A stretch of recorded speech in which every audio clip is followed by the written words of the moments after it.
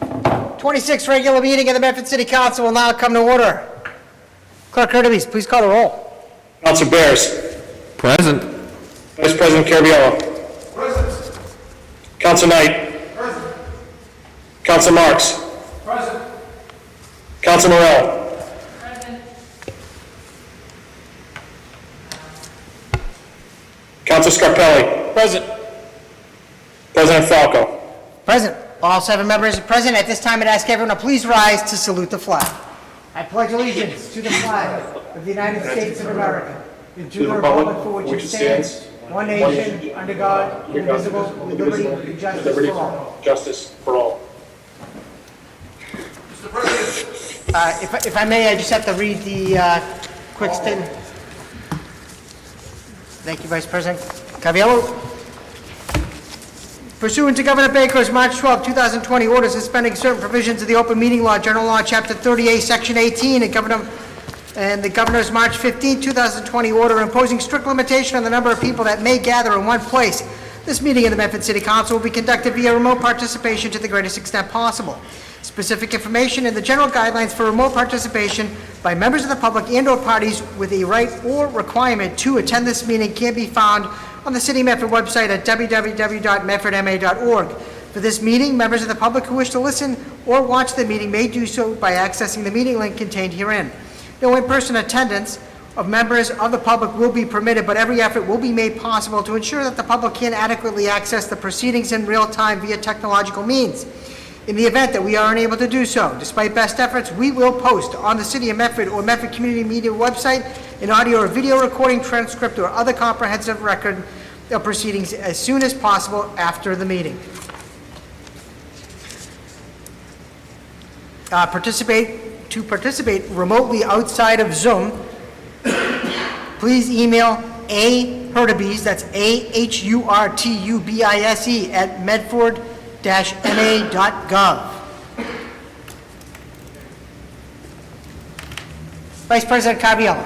Mr. President, motion for suspension of the rules to take paper 20517 off the table. On the motion of Vice President Caraviallo to suspend the rules to take 20517 from the table. Second. Seconded by Councilor Bears. Clerk Curtis, please call the roll. Council Bears. Yes. Vice President Caraviallo. Yes. Council Knight. Yes. Council Knight. Yes. Council Marks. Yes. Council Morell. Yes. Council Scarpelli. Yes. President Falco. Yes, 7 in the affirmative, 0 in the negative, the motion passes. 1 minute, please, I just have to get 20517.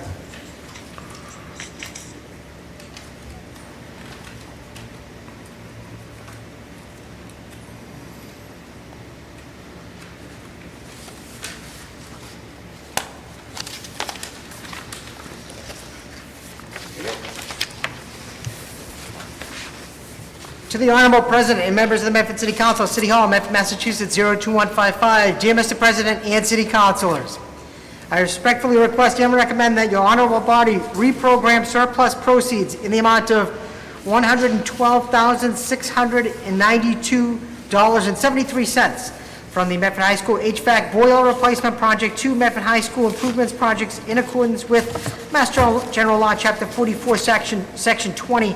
Finance Director Alicia Donnelly Benjamin is present to answer any of the council's questions regarding this matter. Sincerely, Brianna Longo-Kern, Mayor. Let's see, we had, I believe Councilor Knight wanted to speak on that. Councilor I do Knight? believe Councilor Caraviallo was the moving party taken off the table, Mr. President.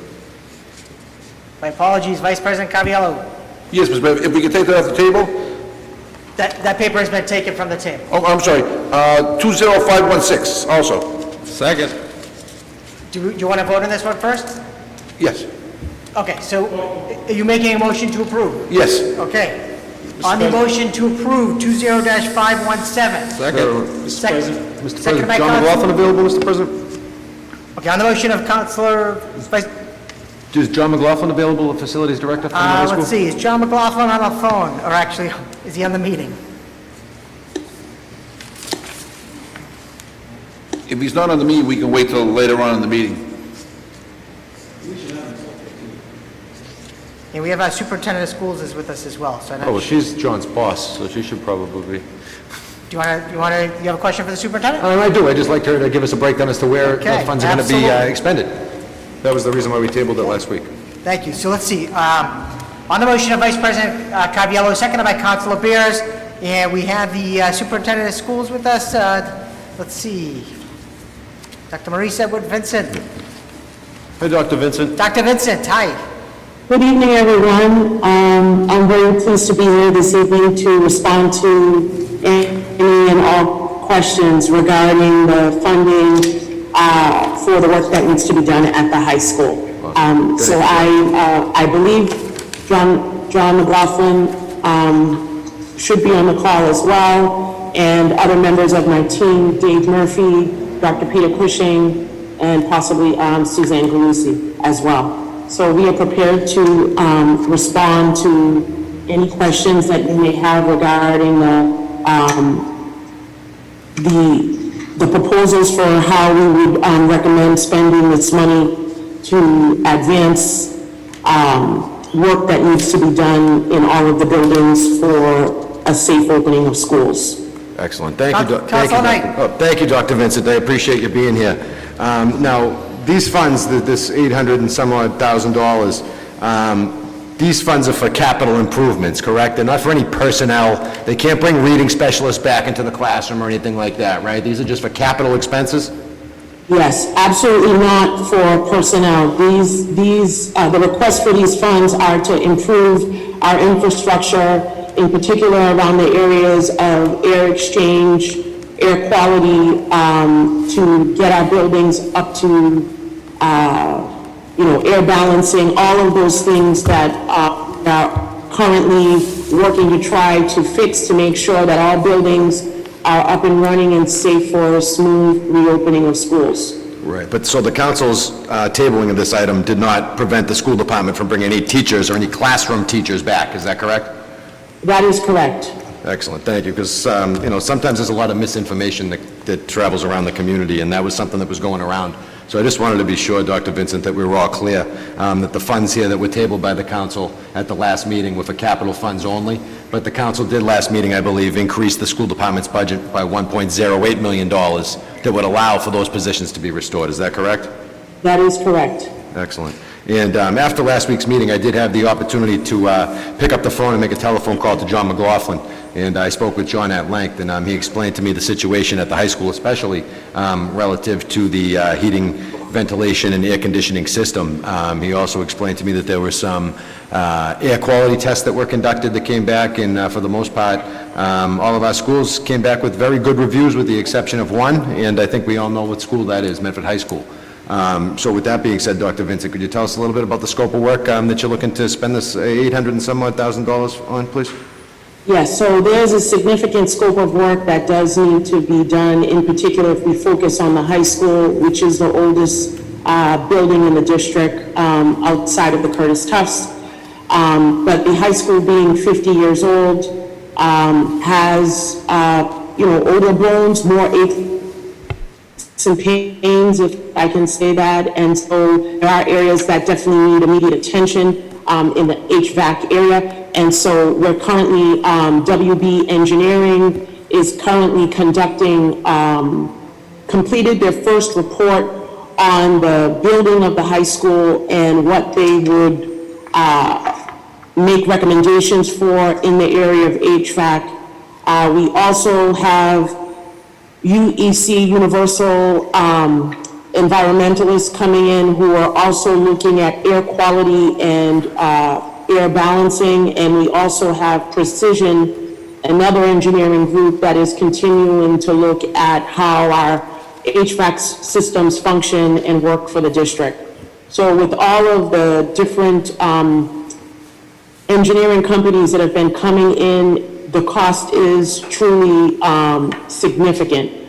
For example, at the high school on the roof, to repair the fans that are on the roof, which are part of the exhaust system, HVAC system, we have approximately $150,000 worth of work on the roof alone, addressing fans and making sure that they are all properly functioning at their maximum speed and able to deliver and support intake and outtake in the building. In addition, from WB Engineering's initial report on the high school, based on the mitigation strategies that they recommended, we're talking about prices that would exceed $200,000 at the high school complex alone, and the other off-campus buildings are still being assessed as we speak, and so we are waiting for those reports to finish being completed. Some of that money also, because again, this building is 50 years old, prior to the official ADA changes that newer buildings had to have to be properly handicapped accessible, we wanted to set aside approximately $50,000 to $100,000 to support making the entrance to the high school ADA compliant. There is a ramp there that vehicles go up and down, but for people in wheelchairs, et cetera, it is not fully compliant, and so those are some of the things that we want to be able to use these monies for. And as the other buildings are presently still being assessed, we anticipate that there will continue to be, significant requirements from the district to be able to mitigate all of these HVAC challenges that could present themselves in order for us to be able to get schools up and running as quickly as possible. I also want to say to the entire body that we, as the work is being done, we are prepared and fully wanting to come back and share with both you and the school committee the progress of the work that's being done, the status of the work, and where we are in terms of using this funding to remedy the HVAC challenges that have presented themselves. And in terms of total cost for us to bring our HVAC system at Medford High School into compliance and, I guess, efficient and effective working order, is this $816 enough money to do that, or will there be a request for a supplemental appropriation at a later date going forward? So at this point in time, we are optimistic that this will allow us to address the high school. We don't know, again,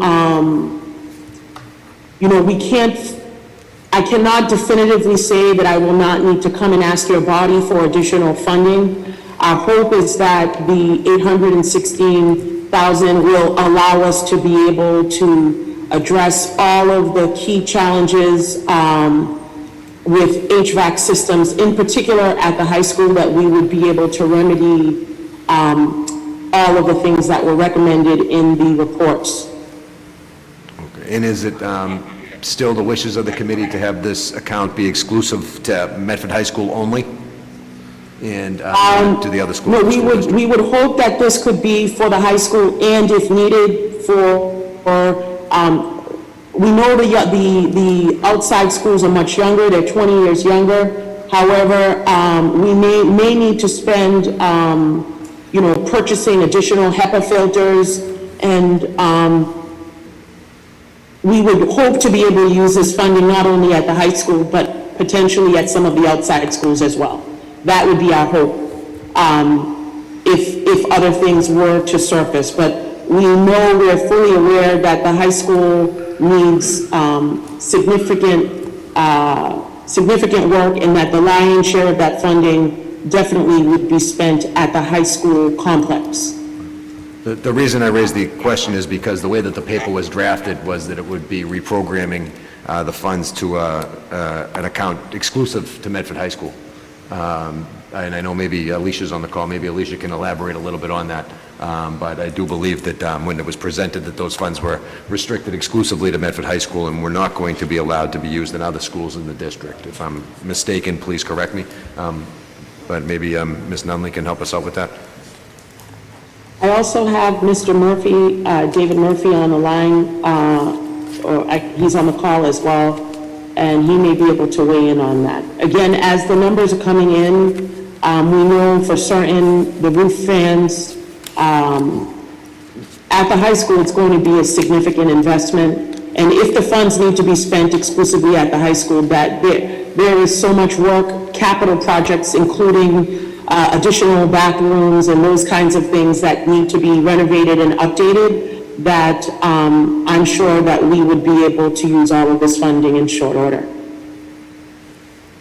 So it's the committee's, the school department's wishes to keep the paper as is and not amend it and allow it for just MHS only because it's only 800,000 and you can spend that all up at the high school, no problem.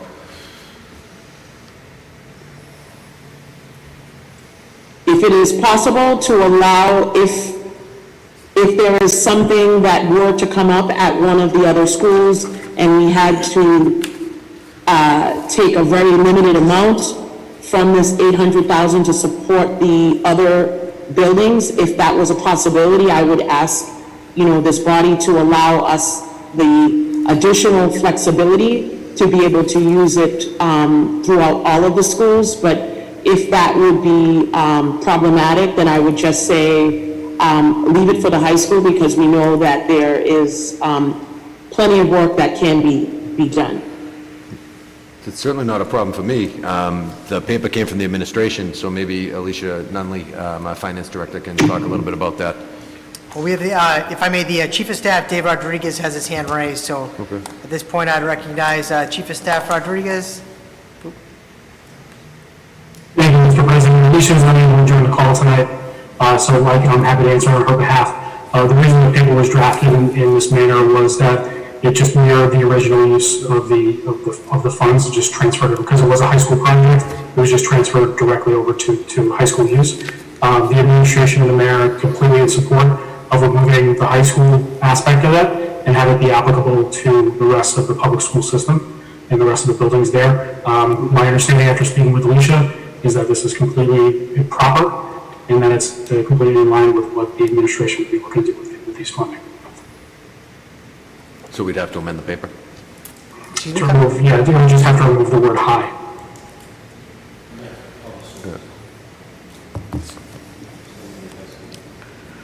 And Mr. President, I would offer that in the form of a motion to amend the paper to reflect that these funds can be used across the school district, not just exclusive to Medford High School. Second. On the motion of Councilor Knight to amend the paper, seconded by Councilor Scarpelli. Clerk Hurtubise, did you have the wording on that? On the amendment? Hang on a second.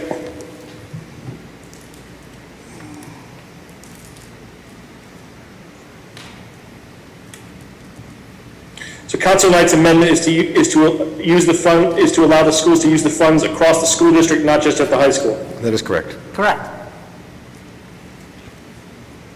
Councilor Knight, do you have any further questions? That's it for me, sir. Thank you. Thank you, Councilor Knight. Councilor Marks? Thank you, Mr. President, and I thank the superintendent for being on the call tonight and the administrative staff. The email we received today talks about WB engineering report and that the amount to look at ventilation, air quality, air exchange would significantly exceed $200,000. I was just wondering, regarding the $200,000, is that particularly to the high school, or is that in general across the board? Yes, this first report that was released by WB Engineering was exclusively to high school. And so that to exceed the $200,000 was just for some of the mitigation work that needs to be done exclusively at the high school. We have not received all of the remaining engineering reports for the remaining outside schools because the high school, being the largest building, takes the most time. Okay, so, Madam Superintendent, you mentioned the roof fans. At Medford High School, I guess roughly 100 roof fans at an estimated cost of $125,000. Is that part of this $200,000 that's listed as WB engineering report? So the $150,000 was in addition. I believe that the amount of the $150,000 was for the repairing of the roof fans. And then there are other mitigation strategies, which could potentially include HEPA filters and those kinds of things. It's likely to not exceed $200,000. And again, significantly exceed that. But I do have David Murphy on the call and John McLaughlin, so I don't know if Clerk Hurtubise could unmute them so they could weigh in as well. Okay, I'm about to unmute John McLaughlin. Okay, John, And David Murphy? John, you've been unmuted, and David Murphy has been unmuted as well. David Murphy, I'm sorry, David Murphy, I apologize.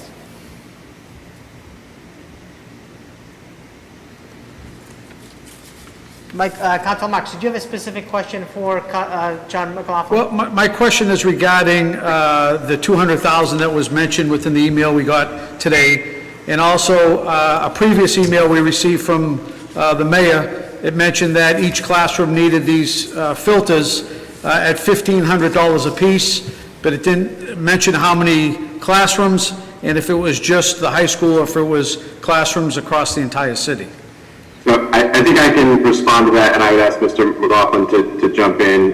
For those of you who don't know, I'm the Assistant Superintendent for Finance and Operations. I began work with the Medford Public Schools approximately 3 weeks ago, and so I've been clinging to John to try to get my own institutional knowledge up to speed. But I think for this particular question I can answer, and I'd ask John to fill in the details. So where we are right now is we have the initial assessment from WB Engineering of Medford High School. There is a tremendous amount of information in that report. We've been working with WB and have additional meetings scheduled with them in the coming days to make a determination as to which of the mitigation strategies that they've identified in that report should be utilized. It looks to us like a sort of an estimate or a middle of the road approach to the work that they have acknowledged could be useful is somewhere in the vicinity of $200,000. That's where that estimate came from. The rough estimate of the $150,000 is specific to the work that is estimated needs to be done on the roof of Medford High School. So you'll see in that memo that you received that we're looking at over $400,000 of potential work that has thus far been identified, but the $200,000 number of the potential mitigation strategies at Medford High School, a comparable report has not yet been done at the other schools.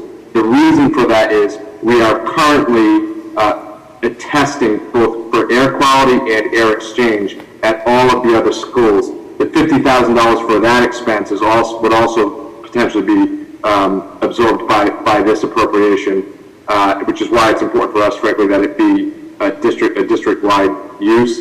And then once we have the data from that testing, we'll be in a better position to determine whether or not we should commission a similar assessment at the other schools the way we have for Medford High School. And it says in the memo that we understand there's an unusual sequence to having already received recommendations with regard to mitigation strategies at the high school, while the testing across the district, both at the high school and other schools, is ongoing. And the reason for that is the high school is a unique entity, both with regard to its size, its age, and the complexity of its systems. And so we pushed forward with that study right away, and we solicited proposals. We have already 3 proposals to do similar work at the other schools, but we're going to hold off on actually commissioning that and making that investment until we actually have the data back from the testing that's currently being done.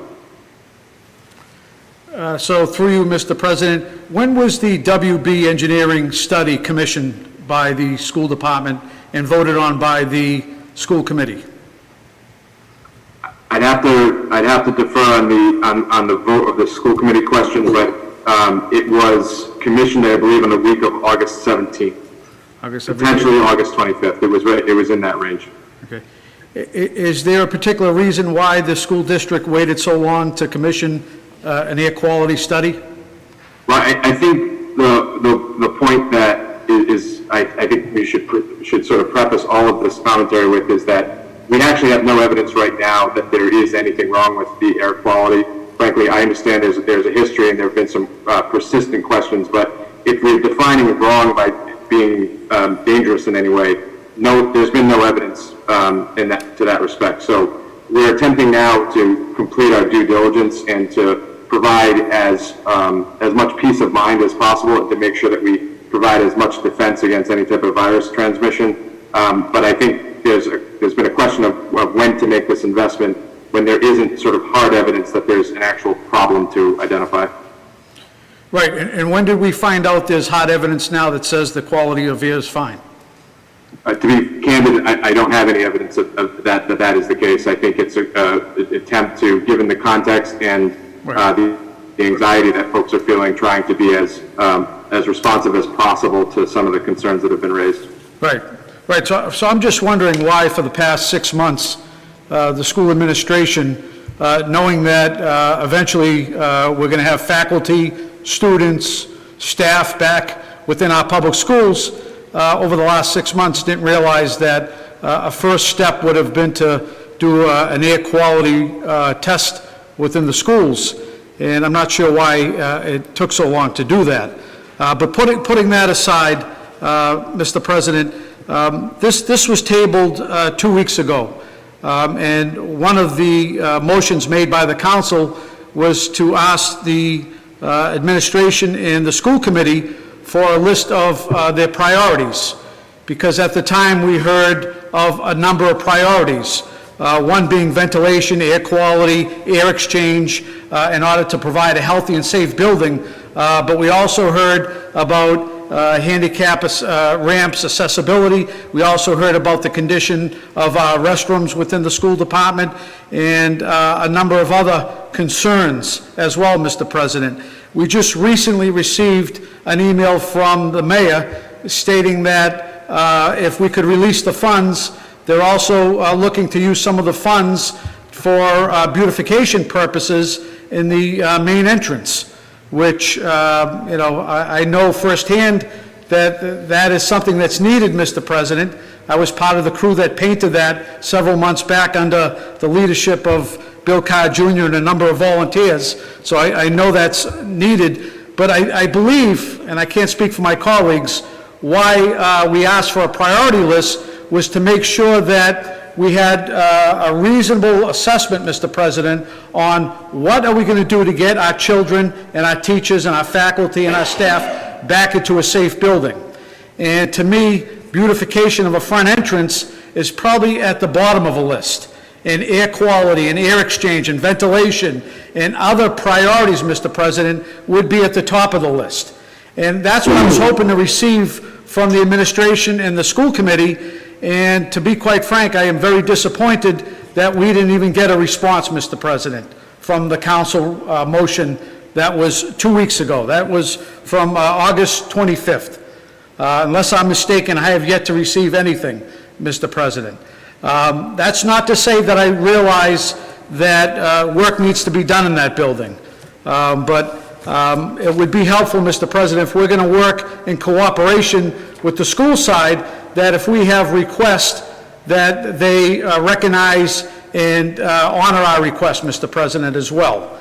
I have no problem allotting money, Mr. President, but I'd like to know what it's going to go towards. Now, if we free up $800,000 tonight to go into this fund, there's no saying that they won't end up doing beautification over ventilation. I would hope that's not the case, Mr. President. And clearly, if there are 100 fans that are currently not working on the roof, you can almost bet your bottom dollar the air quality and circulation in that building is not good, Mr. President. So this is not rocket science. If they're already coming out saying they have to change out all the filters, the fans on the roof aren't working, over 100 fans. That's what circulates air within a building. That's what provides proper air quality and air exchange and ventilation. So those are the concerns I have, Mr. President. And maybe if the superintendent or someone else from the administration can assure us that if we do release money tonight, that the priority is to get people back into the building and to make sure that the air quality and the safety of our students and our teachers and our staff and our faculty is the number one priority, Mr. President. And then we can look at other needs. My other point, Mr. President, is 2 weeks ago, Alicia Nunley represented to us when we took the vote that there was other money available. I believe I asked the question, because it was led to believe that if we didn't vote 2 weeks ago, that we were stalling students from getting back into the building. And I asked Alicia Nunley that question, and she said there are CARES Act money available, and there's COVID-19 funds that are available to work with the air quality and safety concerns. So that's why I voted the way I did, Mr. President, knowing that there's other additional funds out there, and that the fact that I want to make sure as one member that if we're going to allot money, that it go into the safety of our faculty, students, and kids, Mr. President. And I'm sure the school committee and the administration share the concerns, but if we're going to be responsible for allocating this money, like every other paper, Mr. President, you know, it'd be nice to have a paper in front of us. And I received an email today that I was just happened to be able to take a look at, just briefly, but I still haven't seen anything that prioritizes work. And I realize the testing is still underway and current, but that's why I felt that if this happened 2, 3, 4 months ago, don't forget the money that was in this account from the science labs, the $700,000, that's been sitting in the account for 5 years, Mr. President. Think about it. We could have moved that money in for restrooms in the high school for the past 5 years, for working water bubblers. You name it, Mr. President, what's needed in that high school. So this is money that could have been used over the past 5 years. Those are the concerns I have, Mr. President. If the superintendent can assure me tonight that this money will be prioritized for the reopening and the ventilation and air quality and air exchange and safety concerns over aesthetics and beautification at this particular stage, I will give it a vote tonight. If not, Mr. President, I will not move forward. Thank you. Thank you, Councilor Marks. Yes, I can assure Council Marks and the entire council that our intention is to get the buildings up and running as quickly as possible so that we can have students return. That is our highest priority. The concerns about the ADA, which I did mention, accessibility at the front of the high school, that is something that has always been a concern. And so in fixing the ADA ramps at the front of the high school, the main entrance, at the same time that that's being fixed, in essence, you would be able to fix the school aesthetically by making it more handicap accessible and doing the work that needs to be done there. But again, our priority is to be able to get the school up and running, having proper meeting the HVAC standards and proper air ventilation in the entire complex. We want students to be safe. We want our staff to be safe. Everyone coming to work into the building to be safe. So that is our highest priority, and I can assure you, the entire council, that that's what we can focus on. Again, we are also willing to come before you as we continue to get additional reports and as work is being done, to come and update the council on the status of the work and how much of the money has been spent, as well as we continue to do the same for the school committee. But I do want to stress that this funding will be a tremendous help to the schools and allow us to be able to open and get kids back in the schools as quickly as possible. Thank you, Superintendent Edouard Vincent. Thank you, Councilor Marks. We have up next Vice President Caraviello and then Councilor Morell. Vice President. Thank you, Mr. President. Mr. President, over 8 years ago, I brought up the heating and ventilation of all the schools, with the exception of the high school. And so, again, this is not a new problem. This has been going on long before the COVID came in. What is the plan to address those schools that have been, for all those units that haven't been operating in there for many years, Madam Superintendent? So we did several, last year, for example, we did a lot of work on some of the outside buildings. I know the Columbus, we had a lot of units that were updated, and if something wasn't working, there were a lot of repairs that were made to the outside schools. And so we are committed to having all buildings fully functioning, the outside buildings with their air conditioning and their heating to be working. So we are committed to doing that, and that work has been ongoing. Now, what about the air quality in those buildings, Madam Superintendent? So the air quality in all of the outside buildings, they are currently still being assessed right now. Again, as I had said earlier, the high school being the largest complex, essentially the other schools can all fit into the high complex, that this building took the longest amount of time. And the engineers from the different engineering companies, they are out in the field right now doing the assessments on the outside buildings as well. So that is ongoing work. Madam Superintendent, how are we addressing the air quality issues in the high school with the classrooms that are on the inside of the corridor with no windows? So exactly, that is a great question. So we are fully aware of the classrooms that do not have any windows at all. The inner classrooms in B building and C building, B building on the second floor. And so there are some classrooms that we are looking to take offline. And there are other classrooms where what would be appropriate would be to put in the HEPA filters in other classrooms. Give me like 5 minutes. To put in air quality in the HEPA filters in the other buildings to be able to, those rooms, to be able to increase the air quality in that space. Will we be utilizing some of the theaters in that building? The study halls?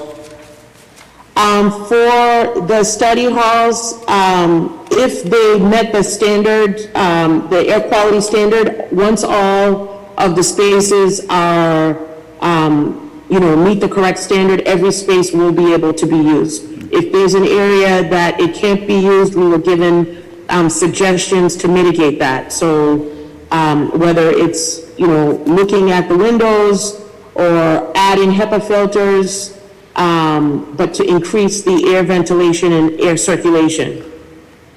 Once we establish a list and do the repairs to all these, to the high school, is there talk about bringing on a contract, a company on retainer to monitor these on a regular basis? Not just do it and walk away, but have a company that'll come in there, have somebody on retainer to constantly monitor these classrooms, because I'm sure those filters are going to need to be replaced on a constant basis. So is that something in the plans? It is, one of the suggestions that we already have in plans is to increase, normally filters were changed twice a year, and we're going to increase that and double the filters being changed. So there are steps that we have already begun to put in place that we're going to use moving forward to help all of the schools and to just keep a high level of air quality for everyone, all staff working and students in the Medford Public Schools. And as far as, the bathrooms that we've been talking about for many years, what's going to be happening with those? So we would definitely like to upgrade and renovate the bathrooms, and that's still on our list to get that work done. But for right now, we really are prioritizing HVAC systems, the air quality, et cetera, testing. So that's our biggest priority first, and then we will definitely be tackling the bathrooms as well. And I will echo my fellow councilors' remarks is, I'd like to see a detailed list of what's going to be, what's going on versus just, talking about it. So if we can get that to us as soon as possible, that would be greatly appreciated, even though we asked for it a couple of weeks ago. So the reports that were shared today were some of just the preliminary reports that we have. We don't have other reports as of yet because the testing is still ongoing. But as soon as we have additional reports to share, we will gladly share that with the entire council. And one last question, which is kind of what would the school department have done if we didn't find this $800,000? Where would this funding come from?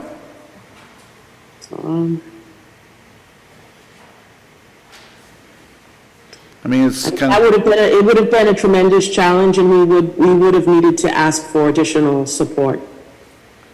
all right, thank you. Thank you, Vice President Caraviallo. Councilor Morell. Thank you, Mr. President. I want to thank members of the school administration for being here tonight. I understand the acute and immediate need of the schools in this time as far as preparing for the safest possible environment, and I also understand just the need to be agile and responsive in these times, especially when metrics and goalposts keep shifting. So I thank you for your work on this, and I do hope we can move this paper forward tonight. My question is, Councilor Marks touched on this a bit about the HEPA filters, the $1,500 HEPA filters that are mentioned. And I apologize if I missed this, but is there a ballpark number of the number of these we might need? So as we are, as we're waiting on the additional reports from the outside schools as well, I don't have a specific number, but I would like to defer to Assistant Superintendent David Murphy as well. I think he got muted. I would like to defer to him. He may have more of the specifics in terms of the total number of filters needed at the high school. Thank you. David. Thank you, Superintendent. With regard to the high school, again, we are still reviewing that information because there were a variety of recommendations that were contained in WB's initial report. We've been using a number that exceeds 100. It's either 116 or 119 based on our very preliminary review of that report. But I would just caution against sort of clinging or attaching ourselves too much to that specific number because a lot of this testing is going on. And as I said before, there is sort of an unusual sequence to this in that we're in a 2-week window of testing and we're getting that data and hope to have all of it somewhere between September 12th and September 18th. But because we know of the unique challenges at the high school, that's why we commissioned this initial report. So we're using a number in the vicinity of 110 to 120, but that is without having fully digested or analyzed the findings of WB or having access to the array of tests that our environmental engineering consultants are currently completing. So the number, as stated in the memo, it's significant, and that's why we're using a sort of a placeholder number of $200,000 with regard to infrastructure internal to Medford High School. But I can't say that after we've had a chance to truly analyze both the report and the data, I can't say that we may not, we may modify that position. John, I don't know if you want to add anything to that. Well, yeah, and we're going to meet again Thursday with the engineer, and we're going to probably try to get some hard numbers of where we need additional support. So that's sort of where we stand right now. Yeah, I mean, the big thing for us is we want to make the decisions as to how they're used based on as much data as possible, understanding that we're obviously very much up against the clock.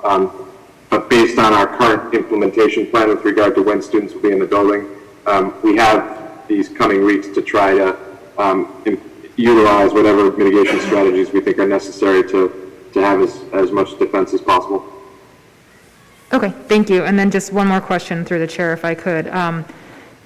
Does the assessment point to that these HEPA filters would then meet the needs, or is there a chance we're going to put these HEPA filters in and it's tested again and we find that we have to go, even farther as far as the HVAC and things like that? Yeah, I would just say I think that's an excellent question, and exactly the questions that we're currently posing to the engineers that we're meeting with to make a determination as to I think both exactly what is the impact now and what is the impact long-term, because right now there's sort of a heightened standard that industry experts are advising districts and other employers, frankly, to potentially utilize. And I think there's a question as to once we spend the $200,000 theoretically, potentially, on the HEPA filters and deploy them across the building, what exactly is the return on investment going forward? And obviously, we want the best air quality and best air exchange rates possible. And at the same time, as I said, to date, we have no evidence that there's an actual problem with the building. But we're also operating in a context in which, again, people have very understandably anxiety that we're trying to alleviate. Okay, thank you. So really what I'm hearing is essentially it's just the nature of the beast because of the way these standards are coming down and just looking into the building this way, things are changing and sometimes it can be hard to nail down exact amounts because of that, but the intention is there as laid out in these papers and in the email we got, correct? I think that's correct, and to the superintendent's point that she made earlier, we certainly recognize our responsibility to report back, obviously to the Medford School Committee and also to the Medford City Council as to exactly what strategies are being employed, what impact we foresee those strategies having, and what is the return on investment for the community, as whether it be installing HEPA filters, repairing fans on the roof, or whatever other expenses are identified as necessary to give the school the greatest insulation as possible against possible virus transmission. Okay, great, thank you. That's it for me. Thank you, Councilor Ronald. We have Councilor Scarpelli, then Councilor Bears. Councilor Scarpelli. Thank you, Mr. President. I have a few. I know that the council has asked some great questions. Just to the superintendent, if I can, Mr. President, or Mr. Rodriguez. Legally, the money that was left in those accounts, it's okay to be used in this form. I know that sometimes when you get money in certain grants or bonds that you have to use for specific reasons. I just want to just reassure that they are being used and they for what's intended, and we can still move forward with that.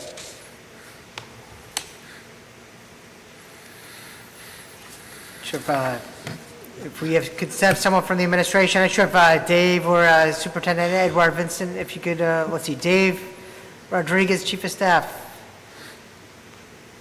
Okay.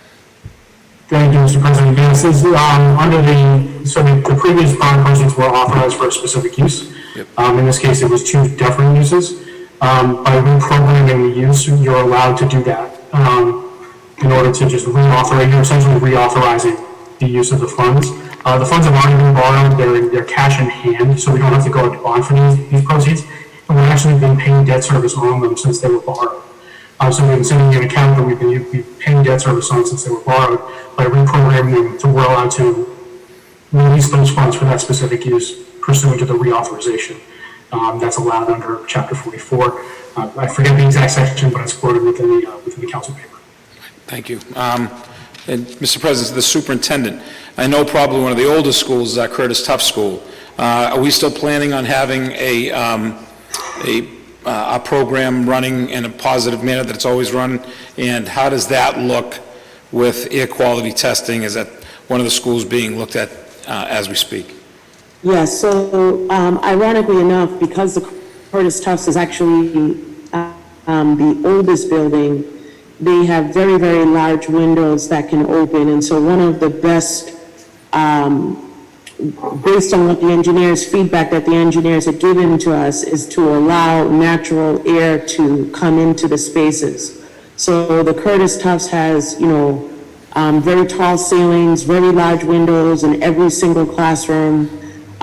So although we know we'll be waiting for what the reports say, we anticipate very good scores for the Curtis Tufts based on the fact that they have the ability to let in a lot of natural air to support air quality at that facility. So we are waiting again for the final reports from the outside schools that are still ongoing. And again, if air filters or something like that is needed, we are prepared to, put those in place at all of the buildings, including the Curtis Tufts. Okay, and while we have you, Madam Superintendent, what neighboring communities and other schools are using across the country, Have we looked at using the viability of the gymnasium? We probably have one of the biggest gymnasiums in the state, and to use those as classrooms. I think that's one of could be a viable way to move some of those classes that have some issues that can't be repaired, but is that something that we're investigating too, or?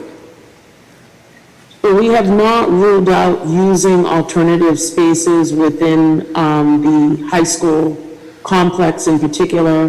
The only fear is, we have very, very long winters, and it is important for students to be able, while the weather permitting, they can go outside and use the outside fields, but that would be something that we would have to look at. But as a temporary measure, we would not rule out having to use other spaces, including the gymnasium. Okay. And again, to the superintendent, through you, Mr. President, no one thought you're going to come into Medford, become the new superintendent, handle a pandemic and other issues and the concerns that we're seeing today in society. I know with the race issues we have, I think that I've talked to some teachers, and already the staff in professional development, you've already started a dialogue that's talking about race and making sure that our teachers are prepared for our questions from our students, because there are going to be a lot of questions, a lot of concerns, and I'm so happy to see that the team is moving forward. So I know that it brings me to the bigger point. I think that it was easy a few weeks ago to people in higher power to slam this council because they think that what was thought was that we were hurting the kids of the city of Medford. Now, as a father of 2 kids in that system, that's the furthest from my mind. So I wanted to applaud this council, because this is our job. Whether you like it or not, it's to look at every penny and making sure that we're using it for the right reasons. And, look at the time we spent. It's almost been an hour, and we've been talking about, this is just scratching the surface, about what this money can be used for. And these questions, if not used for the reasons to get our children back into school for any reason, who would they hold accountable? That would be us, because we would have proved it. So I applaud this council for taking the extra time to make sure that we dotted our I's and crossed our T's to make sure we can get our students and faculty into a safe school. We've already heard that delaying it to 2 weeks didn't have any issues with moving that point forward. So again, I know that it's easy to beat people up, but we need to stay positive. And I think that with the steps you're taking and your team is taking, Superintendent, and John and McLaughlin, we're trying to do to get our kids back into a safe, healthy school, what this council is doing to make sure any funding we do have goes right to the proper locations, making sure that Alicia Nunley's working with that COVID fund, making sure that we're doing what's right. And I appreciate it, and I thank you. I do want to end just with one thing, that we have you, Madam Superintendent. The biggest question I'm hearing right now is, please, when will the kids know their schedule? I know they're scheduled to start next week. If you can answer that final question, just to give them an idea, I think it'll be very helpful. Thank you. We did send out the tentative schedule of what their instructional day will look like. Okay.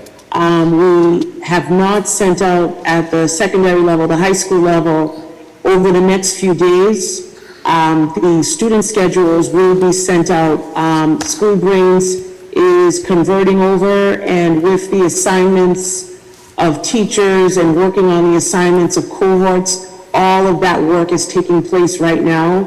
So under normal conditions, people would have had their schedules in advance, but due to all of the moving pieces that we are currently kind of working with right now, we were not able to create schedules. Had we sent schedules out, the schedules most likely would have ended up having to change.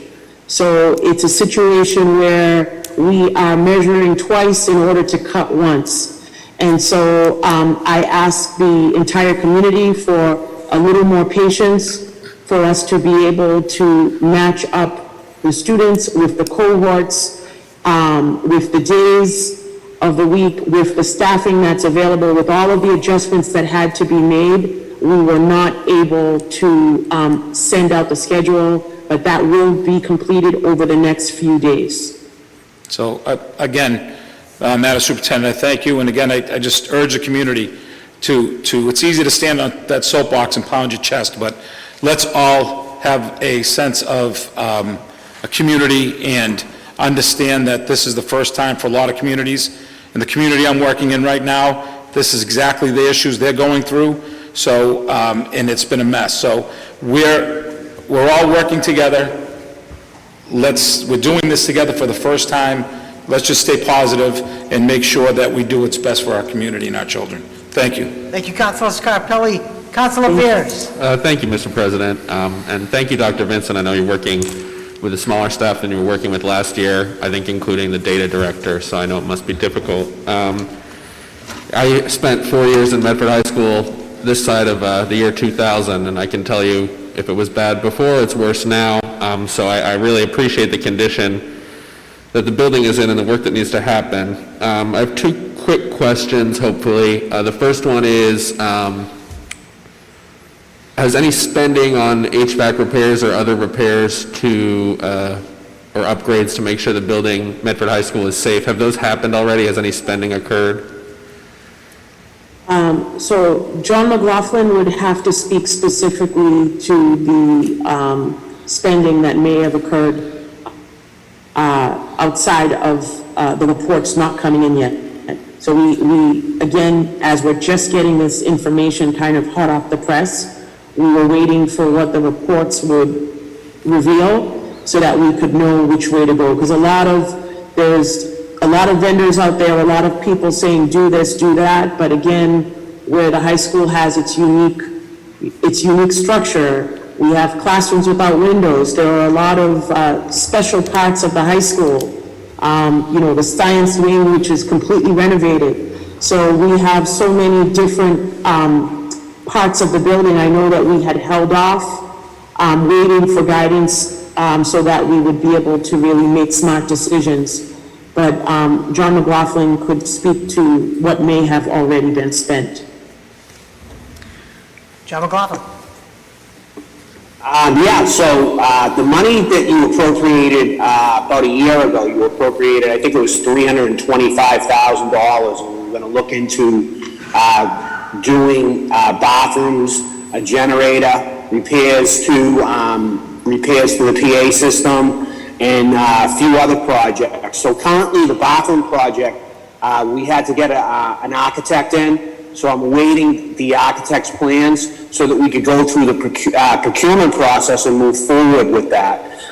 The generator, I'm actually waiting for a price as well to repair that generator, or to replace that generator that we had talked about a year ago. So things are moving slowly. People aren't out and about and around as much as they usually are, but we're still working forward. We're also working with CPA grants to put in new soft surfaces and repair all the equipment, outside playground equipment at the Columbus and the Brooks, as well as a study that we'll be conducting hopefully shortly about ADA compliance for the soft surface at the McGlynn area, or maybe a redesign for the soft surface play area at the McGlynn. So those projects have been, we have been moving forward with them, but as you can imagine, with everything going on, it's not as easy to get the people, to come into the building, and the exposure and things of that nature. But yeah, we're still moving forward,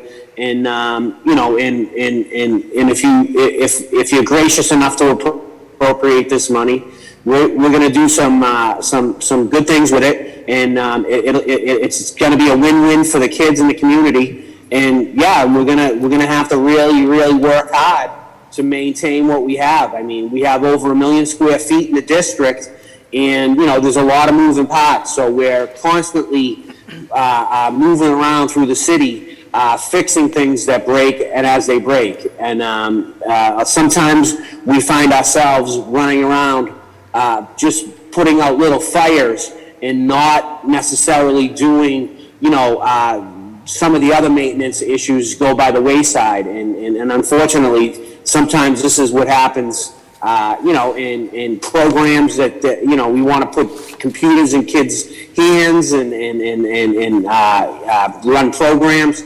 So sometimes a building as old as Medford High School paid the price, and we're paying for the sins that have been going on since the 70s now. So it's not anybody in particular's fault. It's not somebody's fault, because we're doing the best we can. We're trying as hard as we can. Now, every roof fan at Medford High School isn't bad, but to take the time to diagnose the roof fans, it's easier to replace them all and start off with brand new roof fans. So I don't want you to think that, it's all bad. It's just that what we're trying to do is make improvements to the whole roof situation and exhaust fans. I hope that answers your question. Thank you, John. Yeah, I appreciate the answer, and I understand the concern of vendors coming into the building. My only other question, well, also I like Dr. Vincent saying that there are special parts of the building. I thought that was kind language. My other question is just the timeline. Do you think that these repairs will be completed by the current estimated date where students might be coming back into the building, which I think is mid-October, or would they go back past that? So again, because we don't have all of the reports, we know right now that the high school will need significant work, and over the next week, by the end of next week, we should have reports regarding the other schools. So again, if it's really small mitigation that's required in the outside buildings, where we as it is, we're working around the clock, but we will continue to get it done. We want kids back in school as quickly as possible, but we need to ensure that the buildings are safe and meet the appropriate standards. And so we are trying to do it as quickly as possible. We're not taking shortcuts, because we do know that this is everyone's safety and health at risk. So we want it to be done as quickly as possible, but we need it to be done correctly. So as soon as we have the data from the outside engineering reports, we will, go into high gear action to mitigate, and meet whatever it is that they're recommending for us to get our buildings back online as soon as possible. So my hope would definitely be that by October, we would, be up and running at all, if not the majority of our buildings. Thank you, Dr. Vincent, and I appreciate the due diligence and the documentation sent over today, and look forward to further documentation. I would move approval of both papers. Thank you, Councilor Bears. Vice President Caraviallo. Thank you, Mr. President. Through the chair to the superintendent, before we install all these HEPA filters in the buildings, is all the ductwork going to be cleaned, and the current ductwork going to be cleaned and disinfected? So, based on what the engineering reports will show to us, I believe as everything's being worked on, that everything will be cleaned or made to the appropriate standard, possible, because filters need to be added, and there are a lot of other recommendations. So in just the natural course of getting the systems up and running, that would need to happen. Well, I don't want to be putting brand new filters on ductwork that hasn't been cleaned and disinfected. So I think that was the question that I asked. So is that going to happen before we do this? I don't know I can't speak to the steps in which, or the order in which it's going to happen. I do know that we do need filters. I don't know how the ducts would be sanitized per se, but I would believe if they're going to be putting filters onto, the HVAC systems, that they would definitely have to clean it before you put, even when you get your air conditioning serviced at home, they clean it and they put in new filters. So I can't speak to the exact steps because, you know, I'm not, you know, an engineer that can address the, you know, appropriate steps, but I would definitely say that, yes, they would have to clean it. You wouldn't want to, you know, once you take out an old filter, and you put in a new filter, that they would appropriately clean it before they added the next filter in. Again, I can't, you know, I'm not an HVAC expert, but I, you know, could not see them not taking the appropriate steps to get our system fully functioning based on what the reports are saying to us. Well, I would ask that you make that part of your report to them, that these vents be cleaned and disinfected before they come back online. No, we can definitely do that. That can definitely be part of, once we get to the actual, you know, piece to say, make sure all and sanitized and before you add the new filters to it. Thank you, Madam Superintendent. Vice President Caraviallo. Council Marks. Thank you, Mr. President. I was wondering if I asked the question earlier, I'm not sure if I got an answer, if the school administration knows how much, or maybe Mr. Rodriguez, how much money is available in the CARES Act and also the COVID funds for safety purposes within our public schools.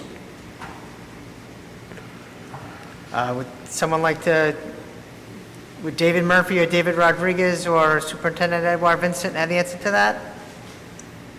I think Mr. Rodriguez might be able to speak specifically to that. David Rodriguez, Chief of Staff. Sure, it's my understanding that there was an allocation of $225 per student that was allocated directly for school mitigation efforts as part of COVID relief. There was also the $5.2 million that was allocated for CARES that we've been drawing down both in FY20 and FY21. I don't know the exact balance of that allocation that's available. I can get that from Alicia and transmit that back to the council as soon as possible. That would be helpful. And Mr. President, I have a question for the superintendent of schools regarding what is the current school policy on the rental of our buildings? So for buildings that are being rented, they have to go and be approved through the Board of Health, first and foremost. So at the high school, we do have one of the churches using the high school Karen Theater, the Little Theater, and in order for that space to be used, it has to be used at a reduced capacity, which is following the governor's guidance. And in addition to that, the renters had to submit what their COVID-19 protocols would be to the Board of Health. And so they had to put specific things in place. The custodians sanitized and cleaned the spaces before and afterwards. They have one door that's used for an entrance, a separate door that's used for an exit way. So there are safety protocols that are put in place so that traffic, people are not crossing each other, and they are maintaining social distancing, they are wearing their masks. So they have to, before anything is approved, that plan has to be approved through the Board of Health, and that's what the renters are doing. They are meeting the standards that have been set for them, and we as a district, we are sanitizing and cleaning those spaces appropriately. So Madam Superintendent, I am astonished. We're talking about safety and health of our students, our faculty, our teachers, staff within our schools, why we would introduce hundreds of people that wouldn't necessarily be in our buildings into our buildings through the rental of our buildings. So it's not hundreds of people because the Karen Theater has a capacity for maybe 400. And at any given time, it's probably filled at a quarter capacity. So it is not hundreds of people that are in the building. I also want to state that I have been in the Mr. building every President, single day. Mr. Superintendent Edwin Vincent. Along with the custodians, along with the secretaries, along with all of the staff that are physically reporting to work at the high school complex every day, and the building is being cleaned and sanitized. And as a normal citizen, I go to Stop and Shop, I go to CVS, I practice proper hygiene in terms of hand washing, wearing a mask, using hand sanitizer, because we cannot allow the virus to stop us from living and from doing our daily living activities. Mr. And President, there if is I could, fear Mr. President, finish my that thought. any Councilor part of Marks. the schools Councilor are Marks being has the floor. rented, Mr. then that President. fear is also going to carry over to Superintendent Edwin students being Vincent. allowed to come into the building. Superintendent. So we need to be able to Councilor Marks. Thank you, Mr. President, and I was just trying to finish my thought, and I appreciate the superintendent's response. However, Mr. President, when I say hundreds, I said hundreds, and it's really thousands, because it's not the one Saturday or Sunday they're in our building. It's over a course of time. So to sit back and say it's only a couple of hundred, that may be true for one given weekend, Mr. President, or two, but not over the course of the year. It's thousands of people being introduced into our schools. And why subject students, staff, Mr. President, to the additional people coming into the building? And I understand and appreciate there's protocols and procedures, and they have to get sign off from the Board of Health. And I can appreciate that, Mr. President.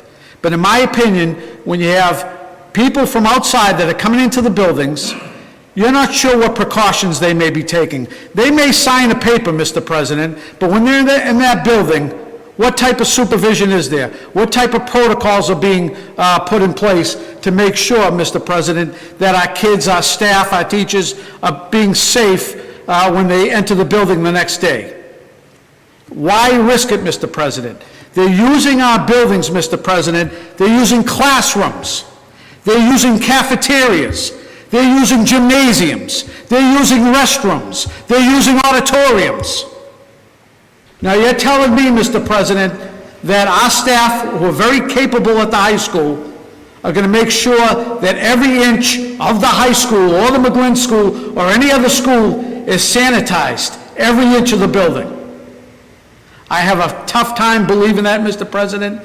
In the interest of safety that we're talking about and health, I would respectfully ask that the school committee look back at their policy and stop the policy of renting the buildings, Mr. President, until we're able to get this situation under hand. I realize it's a revenue source for the schools. I understand that, Mr. President, that we count on. But safety should come first. I've heard from a number of parents, a number of faculty members that are concerned about going back into the buildings because of the rentals. So I would respectfully ask the superintendent and the school committee, along with the administration, revisit the policy on renting the buildings, Mr. President, until we can get a better handle on our children going back, the issues that we're going to be confronting, not only with the rentals, Mr. President, but just going back to school in general under a COVID new society. Why compound it with the rentals of the building? It makes zero sense to me, and no one's going to tell me otherwise, Mr. President. Thank you. Thank you, Councilor Marks. Councilor Beers. Thank you, Mr. President. I just think the same logic could be applied to having council meetings and other board and committee meetings at City Hall and City Hall staff. Thank you. Thank you, Councilor Beers. And if I may, John McLaughlin, if you're still with us.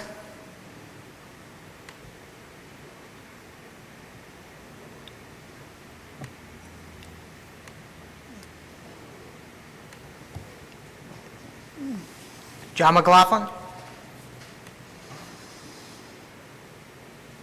I'm trying to mute John.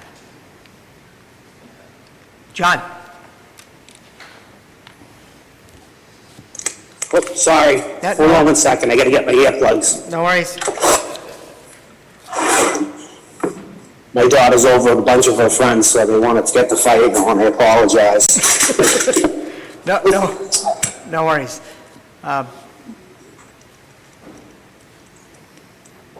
Just let me know when you're ready, and I'll...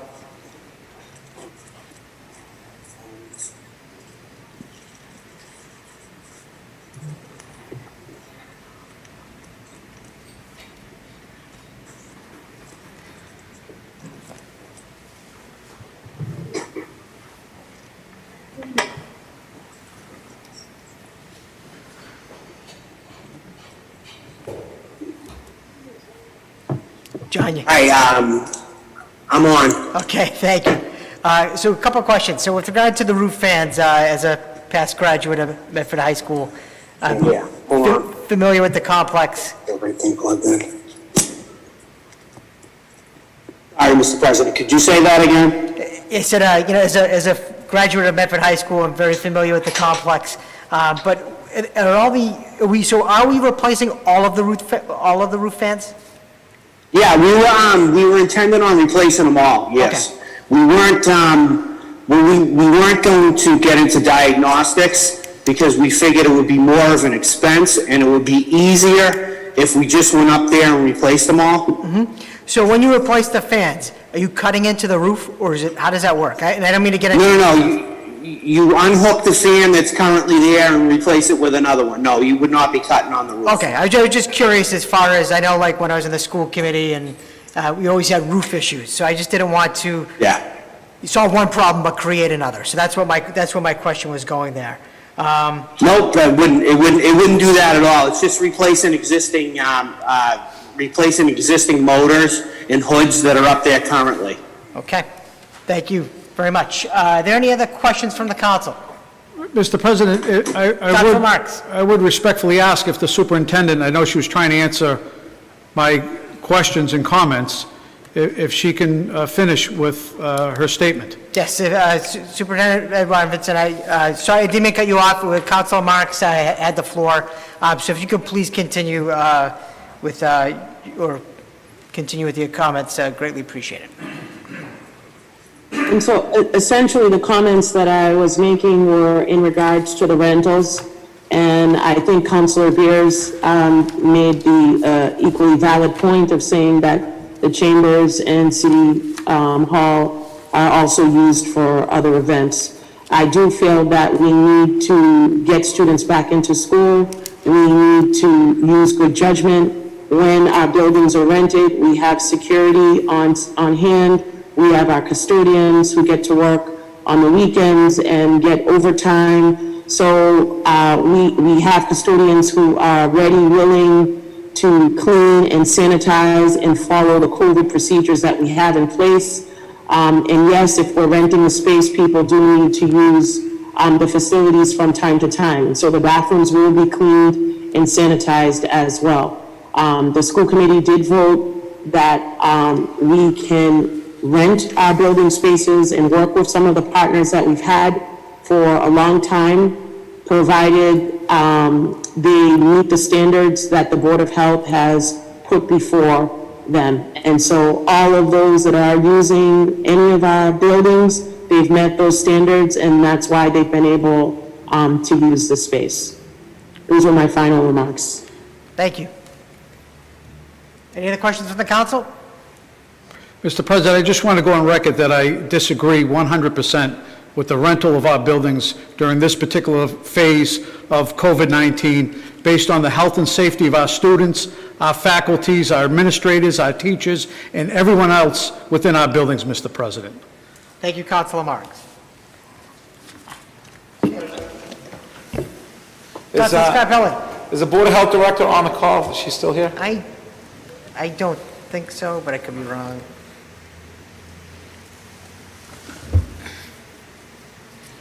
While you're looking, I think it's very important that Council Marks brings up a good point. The difference between having meetings here, this is our job.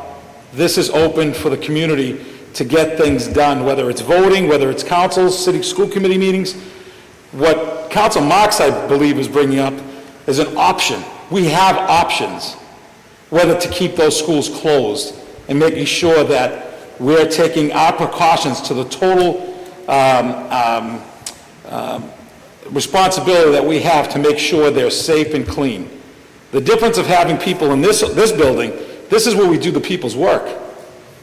Not to rent for a outside church group that's not even from Medford, or whether it's from Medford or not, or whether it's an athletic program or a dance or whatnot. These are things that, you know, what I'd like to ask the health director, and I'll do that via email if she's not on, is I'd like the protocol that she used to allow 400 people to enter our schools but then limit this body to close the doors for the people that want to come to a podium. So, everybody here in this room, they've been putting themselves out there. They're shopping in supermarkets. They're handing out ballots. They're coming to these meetings. So we know that if that's the case, this building should be open. So this is going to be interesting to see what our Board of Health Director is going to answer these questions, because I too agree with Council Marks. The job that's done in this room is the business. The job that's going outside in those schools right now, that's for profit, and I don't think that's the equivalent for safety. I just don't. Thank you. Thank you, Councilor Scarpelli. Councilor Morell. Thank you, Mr. President. Yeah, I don't really think this is the appropriate forum to debate science at this point. I move approval of both papers. Second. Councilor Morell, sorry, what's the motion? I move approval of both papers. And I second. Thank you. I think, Clerk Artemis, did you mention that there was someone wanted to comment on this? Mr. President, Sean Beeman from 362 Lawrence Road said he has the following question. Has anyone asked the teachers union whether, if this contemplated HVAC work is completed at the high school, will the teachers return to the building? Has the union made that commitment?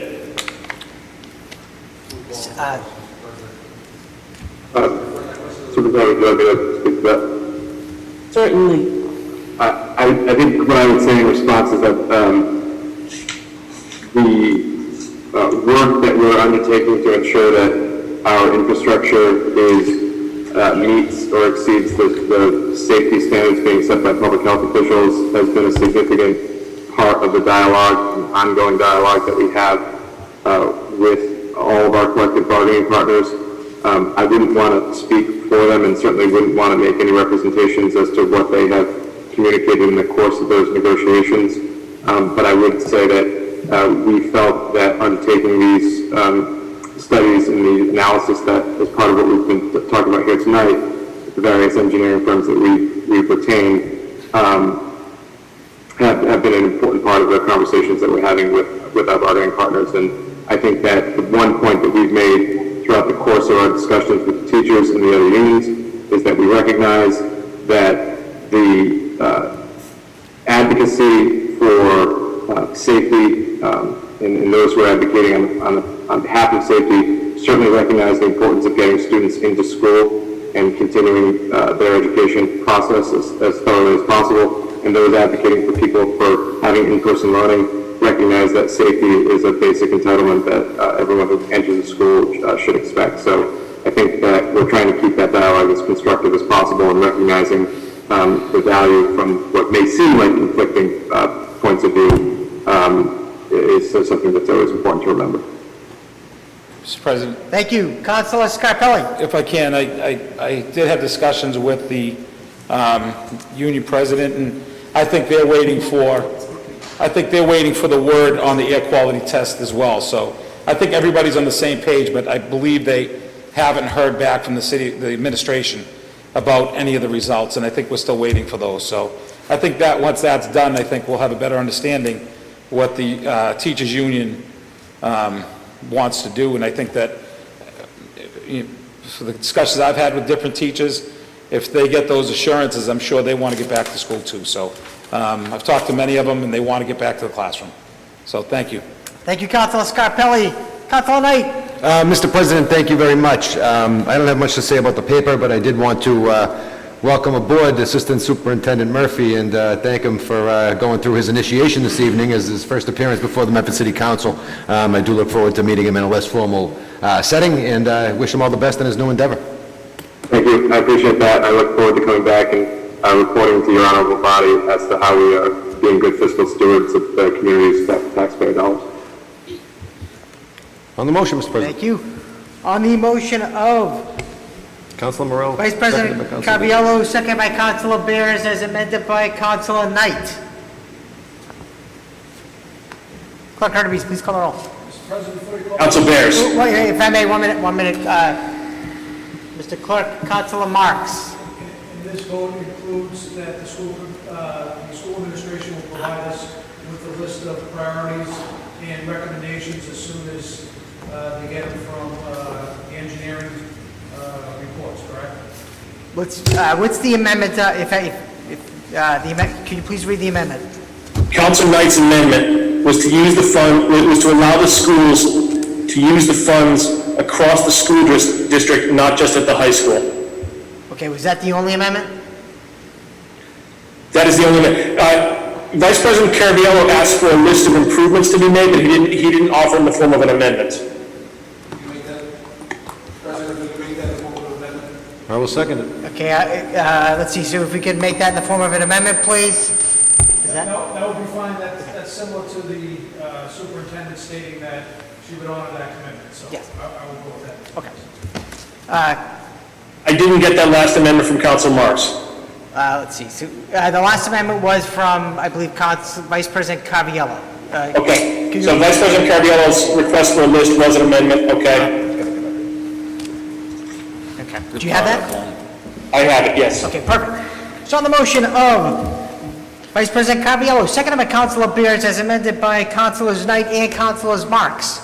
Clerk Hardee's, please call the roll. Was it, wait a minute, was it Council Marks or Vice President Caraviello who Vice just made the last President- Vice amendment? The list of President- They were improvements. co-sponsors of the amendment, and I move to second them all. Vice President Caraviello. Thank you. Council Bears, Yes. Vice President Caraviello, Yes. Council Knight, Yes. Council Marks, Yes. Council Morel.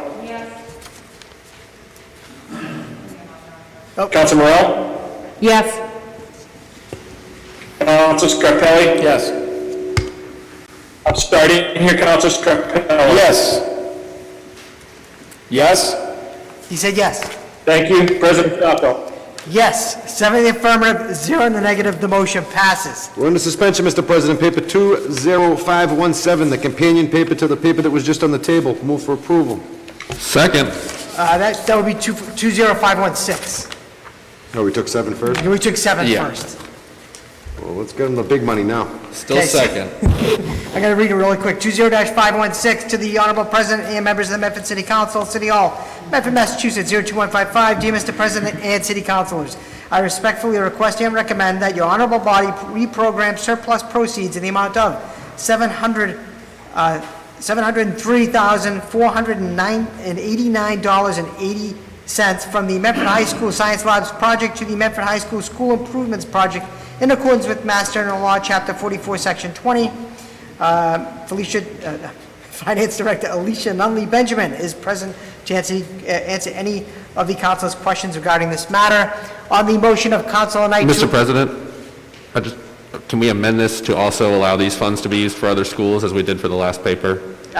There's no amendments on this. If someone wants to make amendments... I would second that motion. Mr. President, why don't we transfer all the amendments from the past paper to this paper, too, so that Second. they're the same? Okay, on the motion of Councilor Knight, seconded by Councilor Beers, to transfer all of the amendments from the first paper to the second paper. Clerk Kirby, please call the roll. Hang on just a second.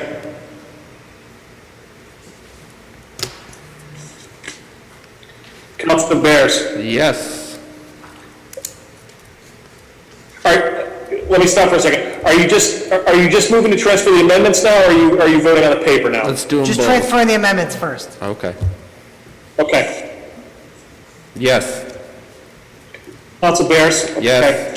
Vice President Caraviello? Yes. Council Knight? Yes. Council Marks? Yes. Council Morel? Yes. Council Scarpelli? Yes. President Falco? Yes, 7 in the affirmative, 0 in the negative, the motion passes. Vice President Caraviello? Okay. On the motion Second. of Councilor Knight to approve, seconded by Second. Councilor Bears. Clerk Kirby, please call the roll. Council Bears? Yes. Vice President Caraviello? Yes. Council Knight? Yes. Council Knight? Yes. Council Marks? Yes. Council Morel? Yes. Council Scarpelli? Yes. President Falco? Yes, 7 in the affirmative, 0 in the negative, the motion passes. Mr. President, while we're under suspension, Vice President Caraviello, Mr. President, while we're under suspension, if we could take paper 20540. on the motion of Vice President Caraviello, to take paper 20540, seconded by Councilor Knight. It's, Let's see, petitions, presentations, and similar papers. Petition for common victualer's license by Mohammed Anwar, 2292 Boston Turnpike, Coventry, Connecticut, 06238, for the Anwar Group Incorporated, DBA 711, 133 Main Street, Medford, Massachusetts, 02155, on file, business certificate number 128, Building Department, Fire Department, Police Traffic Impact, Health Department, Letter of Compliance, State Tax ID, Workman's Compensation, Petition, and Treasurer. At this point, I recognize the chairperson on licensing, Councilor Scarpelli. Thank you, Mr. President. Is the petitioner available? Clerk Curtis, do we have Mr. Anwar with us? I know the petitioner was notified. I don't know if the petitioner is on the call. I can't tell from the listing. Let's see, if Mohammed Anwar, if you are on the Zoom call, could you please raise your hand?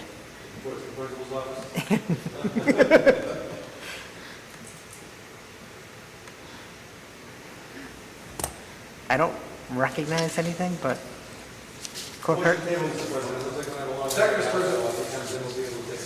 Okay, on the motion of Councilor Knight, seconded by Vice President Caraviallo, to table this paper. Clerk Curtis, please call the roll. Councilor Bears. Yes. Vice President Caraviallo. Yes. Vice President Caraviallo, I didn't hear you. yes. Councilor Knight. Yes. Councilor Marks. Yes. Councilor Morel. Yes. Councilor Scarpelli. Yes. President Falco. Yes, 7 in the affirmative, 0 in the negative. The motion, the paper is tabled. Mr. President, while we're under On the motion of Councilor Marks to revert to the regular order of business, seconded by Vice President Caraviallo. Clerk Curtis, please call the roll. Councilor Bears. yes. Vice President Caraviallo. Yes. Councilor Knight. Yes. Councilor Marks. Yes. Councilor Morel. Yes. Councilor Scarpelli. Yes. President Falco.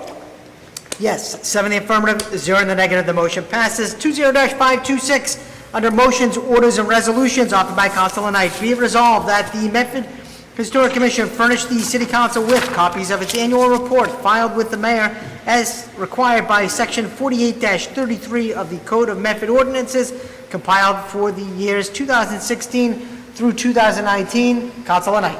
Mr. President, thank you very much. I think this is a rather self-explanatory resolution. However, the reason that it's being filed is not so self-explanatory. Here in our community now, I've never served on the council at a time where I've gotten more calls about permits being delayed, demolition delays, and the like, Mr. President. And I'd like to take a review of the annual reports as required by the Historical Commission to be filed with the administration to take a look at what's going on. My brief research on this topic has shown me, Mr. President, that since 2009, there have been over 50-plus cases where demolition delay has been implemented in the community, but only 4 homes have not been demolished during this time. 4 buildings, I should say, not even homes, buildings. 4 buildings have not been demolished. That's less than 10, that's, you know, the success rate is minimal at this point in time. So I have a number of questions, like, have these 4 homes been restored, or did they just not get demolished? Were they restored to a historic state, or were they left there to just be the same way that they were before they were deemed to be historically significant or preferentially preserved? Do these 50-plus cases include applicants who are delayed and withdrew their appeal before the 18-month or the 6-month period was up at the time, Mr. President? You know, I'm getting a lot of pushback and a lot of phone calls about people who feel as though the demolition delay is being used as a weapon against them for not complying with certain requirements and certain things that are being demanded of them. And it's starting to become very problematic, Mr. President. And the reason I say it's problematic is because when we look at what's going on in this community right now, when we look at our financial situation here in this community, if we don't embrace development in the very near future, I'm going to say we don't have the ability to meet our payroll next year. For the past 5 years, we've generated at least $1.5 million in new growth in this community. And that $1.5 million is necessary for us to just meet the contractual obligations of our payroll. This fiscal year, we've estimated our new growth to be at $1 million, not $1.5 million, as it has been for the past 5 years. This coupled with the fact that we have certain sectors of our economy that we need to bring back, like the restaurant industry and the hotel industry, because those sectors allow us to raise additional revenues here for the community, Mr. President. So I think we've done a great job in expanding the offerings that we have for outdoor dining in the community. And we need to do that because the meals tax is a benefit that we get when our restaurants do well. And the same goes for our hotels. If hotels are being turned over, we get a tax on that, Mr. President. And right now, with 1 in 5 adults out of work, 20% unemployment across the Commonwealth, I think it's important for us to look down the line a little bit at what the financial situation is going to be in this community. And unless we start embracing development, generating permitting fees and new growth, we're not going to be in a strong financial position come this time next year. And a lot of this, I think, surrounds some of the work that's being done relative to demolition delay, and now the next layer of that, which is going to be if you want a permit for basic restorations or repairs or modifications to your home, you're also going to have to go before that other layer of bureaucracy and potentially be subject to an 18-month delay in the issuance of your permit. And I think that's a problem, Mr. President. So I raised this issue because we've asked for a committee of the whole on this months and months ago. It hasn't happened. We've asked for reports. We haven't gotten them. We haven't gotten them. So here I am looking at this saying, what can we do in this community to help dig us out of this economic crisis? Well, one of those things we can do is develop wisely. Another thing we can do is generate permitting fees through development that's going to bolster our revenues. When we sat down and we talked about the budget, the biggest thing we talked about was the $2.4 million deficit in forecasted permitting fees out of the building department. And how are we going to climb out of this hole? Well, I can tell you, by making people who want to invest in our community jump through hoops for 18 months, that's not going to do anything to jumpstart our economics. That's not going to do anything to generate more permitting fees. And that's not going to do anything to put us in a better economic and financial situation here in the community. Preserving historic homes is important, but I think we're going a bit too far at this point now, Mr. President. I think we're going a bit too far. And I think we really need to look at it because, quite frankly, if you have someone that wants to do a development in this community and they're subject to the demolition delay, the next thing that happens is the Historical Commission presents itself as a design review board that says, well, show us your designs, and if we like them, then we'll let you move forward. But nothing's to say that the designs that they show the Historic Commission are going to be approved by the ZBA. So we have a situation where we have someone that's looking to invest money in this community who could be held up for 18 months at Historic and then have to go through the whole process of the ZBA where they may or may not ever get an approval for any design that they're seeking to implement in this community if variances are needed. I just think that it's very unfair, Mr. President, and rule number 1 in government for me has always been do no harm. Do no harm. Rule number 1 in government. We're here to help people, not hurt people. And when someone comes into the community and buys a parcel and wants to knock it down, and when they buy the parcel, the home's just a junky home, and when they want to knock it down, it becomes historically significant, and they've invested $750,000, $600,000, their life savings into these parcels. It's a life-changing decision that's being made by a board or a commission that can harm these individuals. And I think it's very important, Mr. President, that we revisit the criteria, the circumstances, and the processes that we have in place when it comes down to the demolition delay or portions thereof. We spoke about it several weeks ago, and we called for a need for a committee of the whole on this. And I asked that it be scheduled sooner rather than later. And the reason I ask is because people are being hurt. People are being hurt financially in their pocket. When 1 in 5 adults in the Commonwealth of Massachusetts are unemployed and people are coming to Medford looking to invest money, I think we should embrace them and work with them, not against them, Mr. President.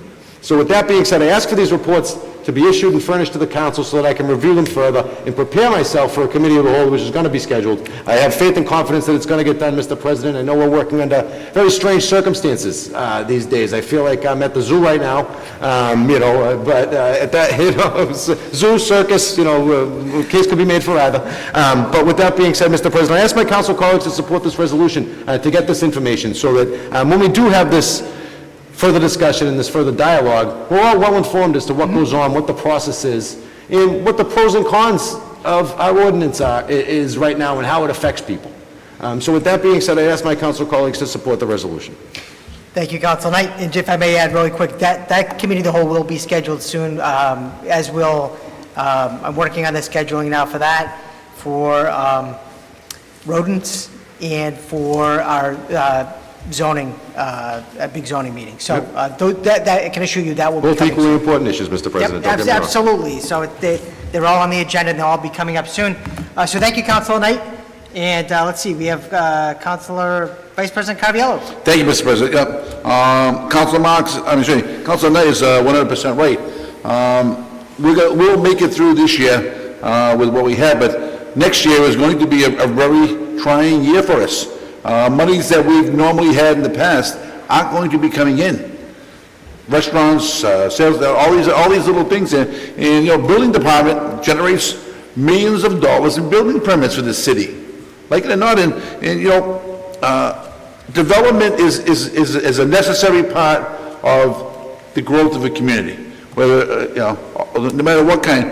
And here we are, we're stunting growth in this community, even on these small projects. So, again, I support Councilor Knight on this, and I'll second the motion on this. But again, we have to look for ways to generate money for this community, and we can't be chasing people away from this community. So we need to start embracing some things.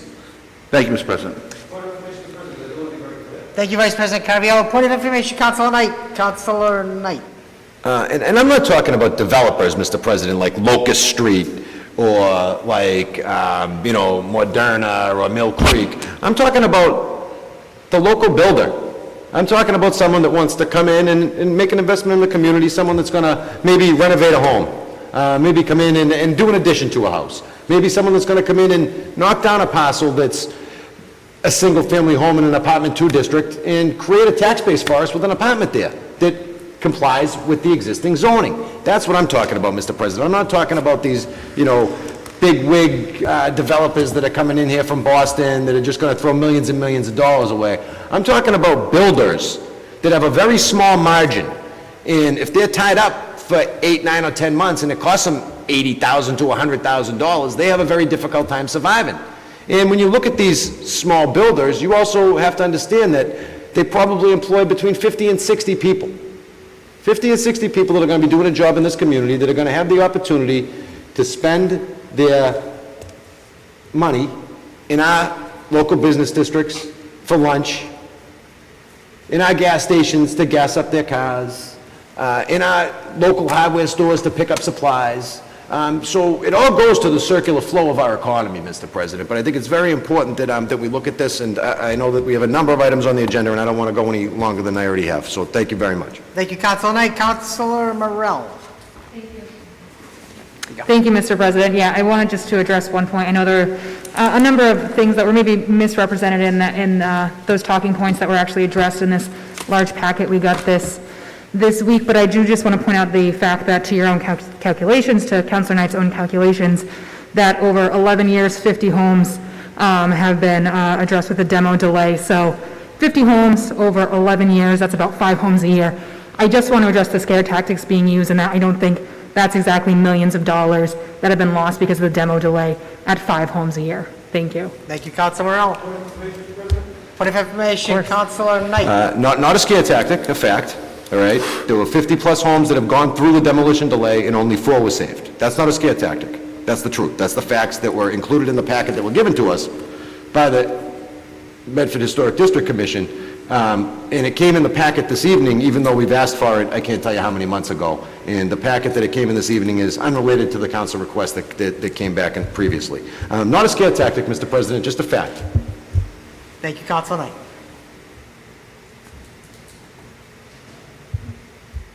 Okay, any other questions or comments from the council? Yeah, I've had my hand up, Councilor Mike, Beers. since we started, so just FYI. Yeah, I mean, a few things here. So one, I don't disagree that bringing in revenue is important. I think it's a little dangerous to be making land use and development decisions primarily on how they affect city revenue, although I do agree it's an important decision. I think more importantly, though, is the larger question of the process. Last week, I helped a family work through we've had this thing where now the building department is correctly going through and making sure that the Historical Commission has at least seen permits when they go out, and they've built a new online system to do just that. I helped a family last week who was having an issue with a delay, and quite frankly, the delay isn't from the Historical Commission. The issue has been in the building department. The permit was issued, and then the building department said, hold on a minute, we need to check. And then 5 days later, I made a couple calls. The building department sent it over to the Historical Commission, and that day, the Historical Commission brought it back. So these permits are sitting for days in the building department. The Historical Commission, when they get them, is turning them out the same day if possible, and then most of the time. So, you know, I just think we need to allow or encourage the building department to accelerate the work, make sure they have the resources they need, as well taken the amount of permits that are happening, make sure they have the resources to process them and get them over. I don't think the blockage here is the Historical Commission, and quite frankly, if you've driven down West Street, you can see the travesty that's happened on West Street, where a historical home has been turned into a monstrosity, and there's no new units. It's still a single-family home. It's just giant and takes up the lot now. So, you know, it's due diligence. I don't think the Historical Commission is the problem here, so if we can accelerate this process in the building department, get everything over, I think we'll be just fine, and maybe we can avoid some of the stuff like what's happening over on West Street. Thank you, Mr. President. Thank you, Councilor Beers. 1 minute, Councilor Knight. Councilor Knight. I certainly support the councilor's position to accelerate the process. Maybe that's why we need to look at whether or not an 18-month delay is appropriate, or whether it should be reverted back to 6. Thank you, Councilor Knight. Mr. President. We have Councilor Morell, and then Councilor Morell. Yeah, Mr. President, if I could just draw attention to rule number 17 of the council, just upon debatable matters, a councilor shall speak no more than 3 times or more than 15 minutes on a single issue. I think that's something that gets railroaded on this council often, and I just want to highlight that. Thank you. Should making a motion for the chair to make a ruling. Thank you, Councilor Morell. Councilor Beers. Thank you, Mr. President. Yeah, I don't think the issue here is the length of the demo delay. There's, you know, hundreds, if not thousands, of permits issued in this city. There's 50 over 10 years that have been subject to demo delay, and 4 have not been demoed, which, in my opinion, is a net benefit to the city. But again, I think the issue is making sure the building department has the resources to make sure this process moves well. I think people are doing good work. I don't think the assertion that the Historical Commission's functioning as a design review board is really reflective of the work they're doing. They're taking a quick look, and 99% of the time, everything is moving through the process, and I think, you know, if we can get resources to the building department to make sure that process moves quickly, that's something we should do. Thank you, Mr. President. Thank you, Councilor Beers. Let's see, we have Councilor Knight. Are you all set? I am, Mr. President. Just a request for information. Thank you, Councilor Knight. Okay, we have enough people that want to speak on this. Let's see, Cheryl R. Let's see, I'm going to try to unmute you. Cheryl, name and address for the record, please. Hi, I'm Cheryl Rodriguez, 281 Park Street. I just wanted to clarify that the goal of the demo delay is not necessarily to stop demolition, so it's not failing. The length was increased to 18 months because we had a particular developer in the city who was refusing to engage with the Historic Commission because the time was short enough that it was profitable enough for him to just ignore them and wait it out. The 18-month period is rarely, if ever, used to its entirety, but it is an encouragement for the flipper, or if it's a normal homeowner, they will definitely come right away to clear this up and move forward with the project. I'm glad that we're seeing some passion for development in the city, and I hope that passion can be redirected to rezoning Mystic Ave. Right now, we have a dozen parcels that are sitting deliberately, waiting to be further blighted to increase their odds of gaining variances in the future. Perhaps you could focus on having some fees to prevent these types of developers from leaving these parcels intentionally empty to increase their profit margins in the future. This could immediately add money to the city of Medford coffers to be used in the way that Mr. Knight would like to have them. The zeal for flippers is misguided. It's being quickly used to price out residents. These homes that are being purchased are not all in knockdown condition. They are being purchased by flippers because the parcels the homes sit on are large enough for them to squeeze in an additional home on the property. So they're being purchased for spec rather than to be used by end residents. This is not about the home condition. Every flip increases the assessments in those neighborhoods, which are increasing the cost for all of those who live around them. I welcome you to also embrace looking at assessments across the city, because there are some neighborhoods that are seeing their assessments jump by leaps and bounds, but despite the fact that our homes are not increasing in value at these rates, but are being increased based on the comps from the flips. There are neighborhoods that are not seeing their assessments jump to this level, and those people seem to think they're paying not enough taxes, and I completely agree with them. So please call for an assessment review in the city so that we can realize that not everyone's house is worth what the flip next door is saying it is. Thank you, Cheryl. Point of information, Councilor Knight. Mr. President, I do believe statutorily, underneath the Department of Revenue, we are required to do real valuation every, I believe it's 8 years, a defined period of 8 years. Every 8 years we do it's 5, is it now? I think I might have changed it. So we actually do have a team that goes out into the community and does assessments, real assessments based upon appraisals as required by the Department of Revenue and in compliance thereof. You are correct. I'm happy to send you a few addresses that you can compare to mine and see that my assessment has jumped by a couple of $100,000 and their homes are nowhere near that. So that it's not being done evenly applied across the city, which is why I asked for an audit. Thank you. Thank you, Cheryl. I just want to remind everybody you have a minute and a half when you speak or have your question. I will now call upon, Will Navar? Sorry. Thank you, President Falco. William Navar, 108 Medford Street, apartment B. I think it's really the canonical example here. We have a single-family home turned into a bigger single-family home. The original single-family home was unaffordable to ordinary working people, and the new single-family home was unaffordable to working people. So I consider that a net not very much at all, other than I guess we get some more revenue. So I think it's important to look at the zoning. Make sure maybe when we do that, you see these lots, they seem fairly underdeveloped because you see the land value has gone up insane amounts because City of Boston is a very desirable place to live and work. And the house, it's just unlikely you have a $350,000 lot with a $200,000 building on it. I just don't think that makes a lot of sense. But ideally, rather than just build a massive single-family home, we could build a duplex, triplex, triple-decker, something like that. And as for Ms. Rodriguez's point about Mystic Avenue, she talked about a fee. I would say, before we talk about a fee for leaving property blighted, let's just stop giving a discount to blighted properties. If you put up a nice building, your taxes go up. You tear it down, your taxes go down. Why do we do it that way? It makes no sense. Tradition is the answer, but it's not solving problems here or really anywhere. So I hope we can take a look at that. And about the zoning, so that way we can, zone so that families can sort of share the expensive land value by living in a duplex, triplex kind of thing. Thank you. Thank you, Will. Let's see, next up is Kelly Catallo. Name and address for the record, please. Kelly Catallo, 46 Otis Street in Medford. Mr. President, I will keep this very short. If you could please schedule the meeting of the whole sooner than later. I think a lot of these problems can be resolved.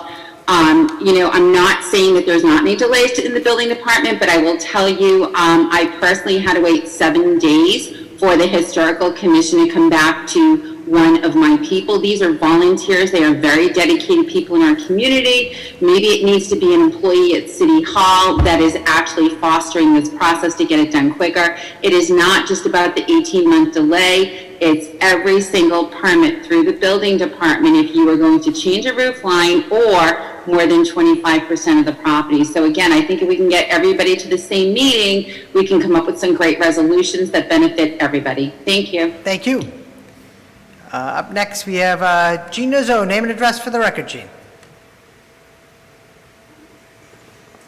Hi, good evening. Thank you. Jean Nuzzo, 35 Paris Street.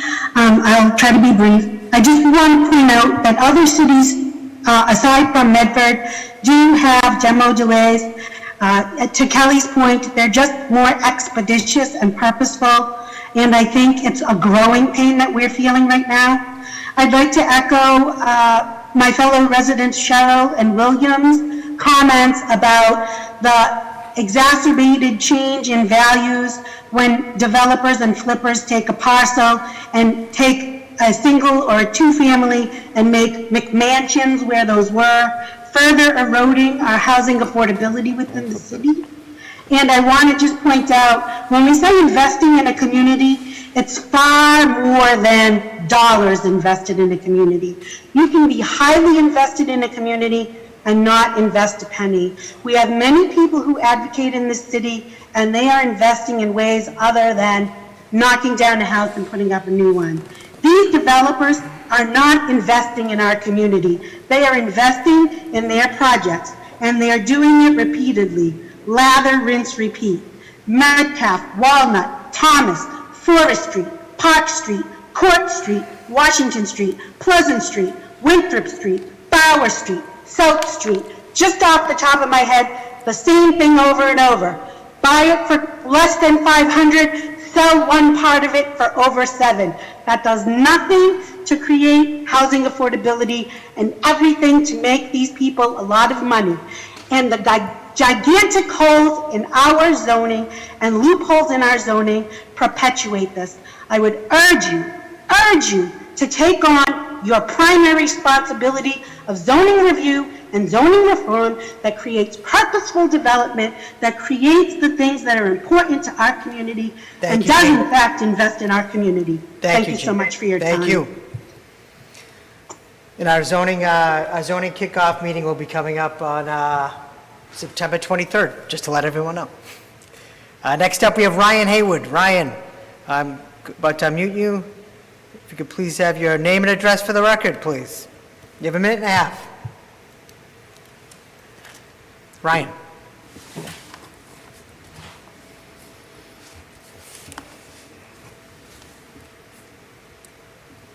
Ryan Haywood?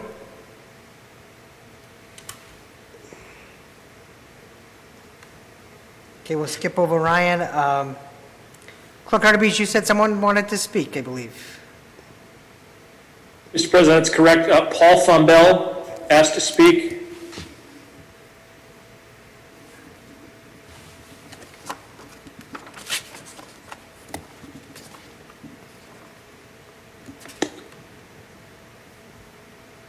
Hi, thanks for giving me a second here. I just wanted to kind of lend a unique combination, and I spoke earlier in the summer. If you don't recognize me, I had the huge beard last time some of you saw me. I have a good combination. I'm a local resident. I live on Douglas Road. I'm a small business owner. My wife is a builder. She comes from the architecture design world.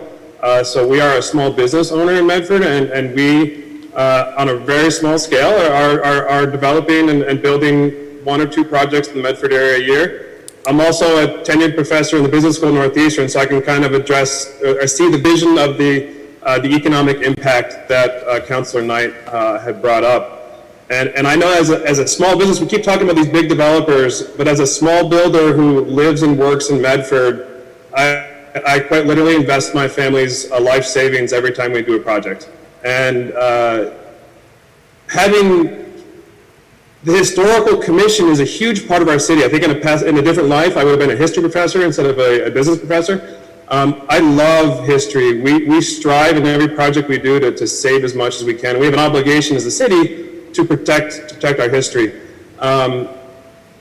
And I logged in today to talk about the project that's getting debated later in the call today. But I can tell you the economic impact that one of my small projects has. You know, I hire 10 to 12 subcontractors, small business owners themselves. So we're talking, Council Knight's number is conservative. 50, 60, 70 people come on my projects, and that's just a small project. Tens of thousands of dollars in permit fees for my small projects. And so all of my employees, when they go out for lunch, they're eating in Medford Square. They're loving the Tanakh. They're loving the Goldilocks. They are shopping local. They're eating local every day. Your time is up. And the economic impact for me, if the Historical Commission can put my projects on hold for 18 months, could potentially bankrupt a small business owner like me. I cannot afford at $5,000 to $8,000 a month to wait for a potential hold to come through. If we get a full 18-month review, you're talking over $100,000 in financial impact. I'm one person. I don't have $100,000 to sit on. Paul, your time is up. Thank you. I apologize for interrupting. Not sure what happened to Paul, but, Ryan Haywood was up next, but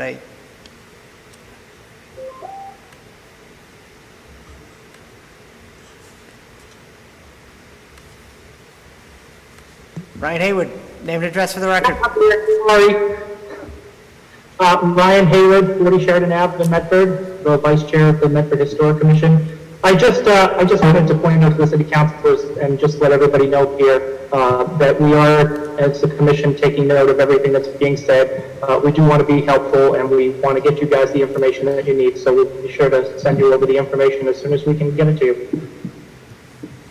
Much appreciated. Thank you, Ryan. Move approval, Mr. Okay, on President. the motion of Council Knight, seconded by Second.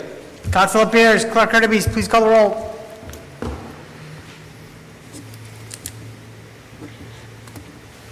Council Bears. Yes.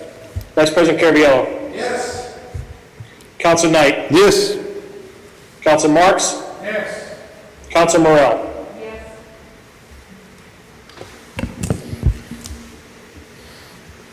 Yes. Council Morel is a yes? Yes. Council Scarpelli. Yes. President Falco. Yes. 7 affirmative, 0 in the negative, the motion passes. 20-527, offered by Council Knight, be it resolved that the Medford City Council extends its deep and sincere condolences to the family of Edward Tyrants on his recent passing. Council Knight. Mr. President, thank you very much. It's with deep sadness that I offer this resolution this evening. Eddie Terrence was a kid I grew up with in West Medford, a West Medford fixture, a West Medford legend. Had the opportunity of going to elementary school with Eddie, high school with Eddie, and always hanging out with him down the park, whether it be Plaisted Park or Duggar Park, playing basketball, everywhere in between, causing havoc, riding our bikes and such, Mr. President. But Eddie passed away unexpectedly just over the last couple of weeks with a little heart problem, a little heart trouble, and he's no longer with us. And Eddie was the type of kid that made everybody around him just better. When Eddie was there, he put you in a better mood. He had a smile that could light up a room and a personality that could make the shyest person the most friendly person in the world. Longtime husband to Donna Doherty, C.J. Doherty and Chuck Doherty's daughter and sister, and just an all-around great kid, Mr. President. And I'm very sad to see him go. And it's one of those situations where when someone's gone, you wish you had the opportunity to spend more time with them. And Eddie was one of those kids. And I don't think there's anybody that knows Eddie that could say right now that they wish they didn't spend more time with him now that he's gone. So with that being said, Mr. President, I ask my colleagues to join me in offering an offerance of condolences to the Terrence family. It's very unfortunate turn of events. I was on social media the other day, and someone posted a picture. And it was a picture right across the hall in the mayor's office. And it was Eddie sitting down in Mayor McGlynn's chair with Mayor McGlynn next to him. There was a kid named Cedric Taylor sitting next to Eddie, who's no longer with us as well, and Justin Springer. And if we think back to a couple months ago, this council just recognized Justin Springer. for the work that he's done in the city of Boston, doing outreach and communications work with the less fortunate. So it's very sad, Mr. President, when you reach a certain age and you see a picture like that, a kid you grew up with in elementary school and in junior high and in high school, and 2 out of 3 of them are gone. They're no longer with us. So, it just saddens me to see that Eddie's gone, because like I said, he's a great person, and I'd ask my council colleagues to join me in supporting the family and offering this condolence to the family in this time of need. Thank you, Councilor Knight. At this point, I'd ask... Yes. Let's see. Councilor Marks. I want to thank Councilor Knight for putting this on. Those who know Ed knew he was a great person and a good person to be around, and he will sorely be missed, Mr. President. I also would like to mention we lost a resident just recently, Giovanni Puccio, on his recent passing, Mr. President. He was a tremendous father, husband, family man, and just a terrific guy, and he will be sorely missed, Mr. President, as well. So I'd ask if my council colleague wouldn't mind putting that on as well, Mr. President. Mr. President. Thank you. Councilor Knight, Councilor Marks, thank you. And that will be added to the resolution as well, as an amendment. Councilor Scarpelli. I'd like to thank Councilor Knight for bringing this up. What a great young man, and working for Medford Recreation and the boys at Duggar Park and Eddie's family and friends. I know how important he was to everybody, and just a great, great young man. So my prayers to his family and our condolences. And I appreciate Councilor Marks bringing up Mr. Puccio's name. I know that it's tough when you don't have week after week meeting and people pass on in between. So this has been very difficult, but what a great person. Left a great legacy. So his kids are committed, they're men and women that are committed to our community and making sure that they're giving back, and that's because he instilled that sense of community, and I think that he'll sorely be missed. So condolences to the Puccio family too, so thank you. Thank you, Councilor Scarpelli. Okay. Let's see, so we will have a moment of silence in one second. We just have to vote on this first. So on the motion of Councilor Knight, as amended by Councilor Marks, and seconded by... Second. Councilor Scarpelli. Councilor Morrell, did you want to speak on this? No, I was just getting my mic ready. Oh, okay. Okay. So on that motion, Clerk Hurtubise, please call the roll. Councilor Bears. Yes. Vice President Caraviallo. Yes. Councilor Knight. Yes. Councilor Marks. Yes. Councilor Morrell. Yes. Councilor Scarpelli. Yes. President Falco. Yes. On the 7-0 vote, the motion passes. Our thoughts and prayers are with the Tyrants and Puccio families. At this point in time, I'd ask everyone to please rise for a brief moment of silence. Thank you.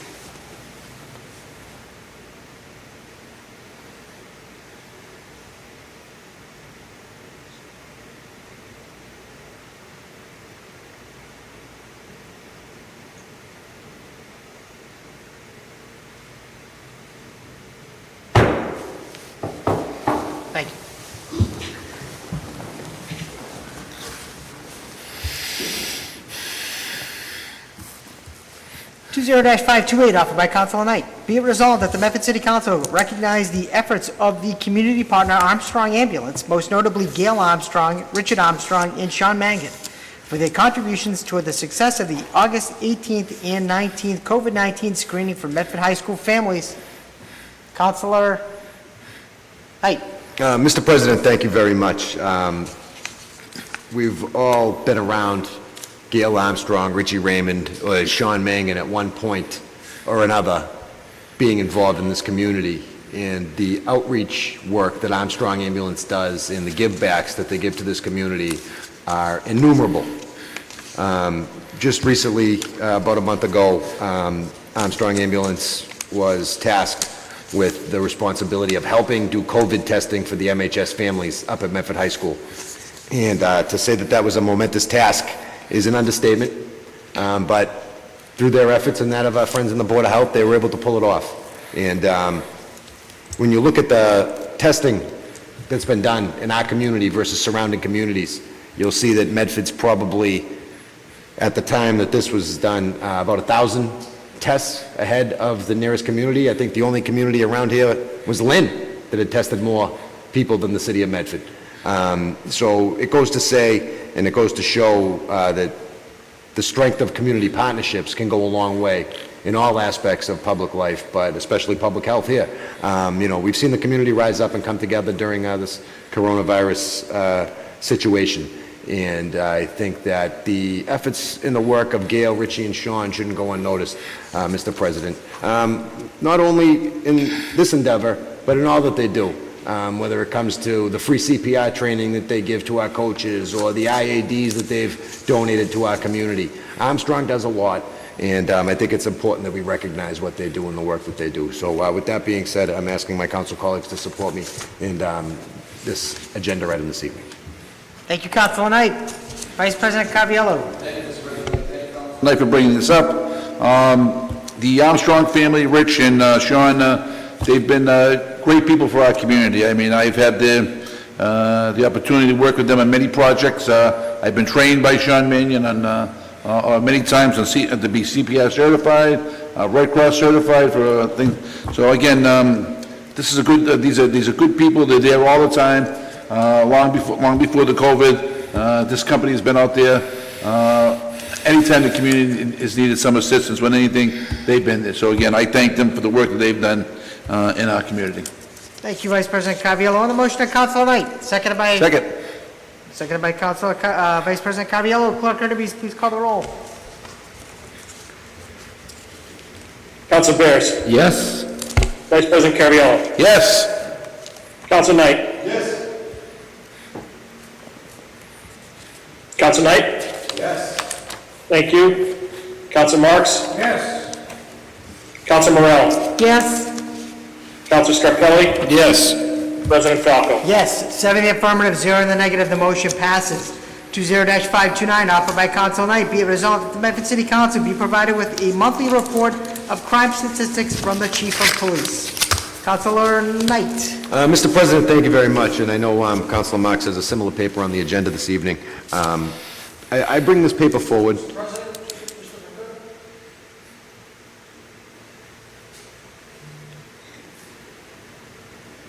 Councilor Marks. Thank you, Mr. President. If my council colleague wouldn't mind adding my paper onto this, paper 20-542, where they are similar in nature?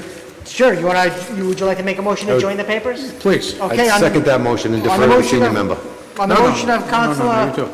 On the motion of Councilor Marks, seconded by Councilor Knight to join the papers, and that will be 20-529, offered by Councilor Knight, and 20-542, offered by Councilor Marks. And that paper reads, be it resolved that the recent rash of break-ins and home invasions be discussed in the interest of public safety. Clerk Hurtubise, could you please call the roll on joining those two papers? Correct. And that, just so I'm clear, 20542, that was the emergency paper you had under suspension, Council Marks? Correct. Okay. And this is to join the two. Council Bears. Yes.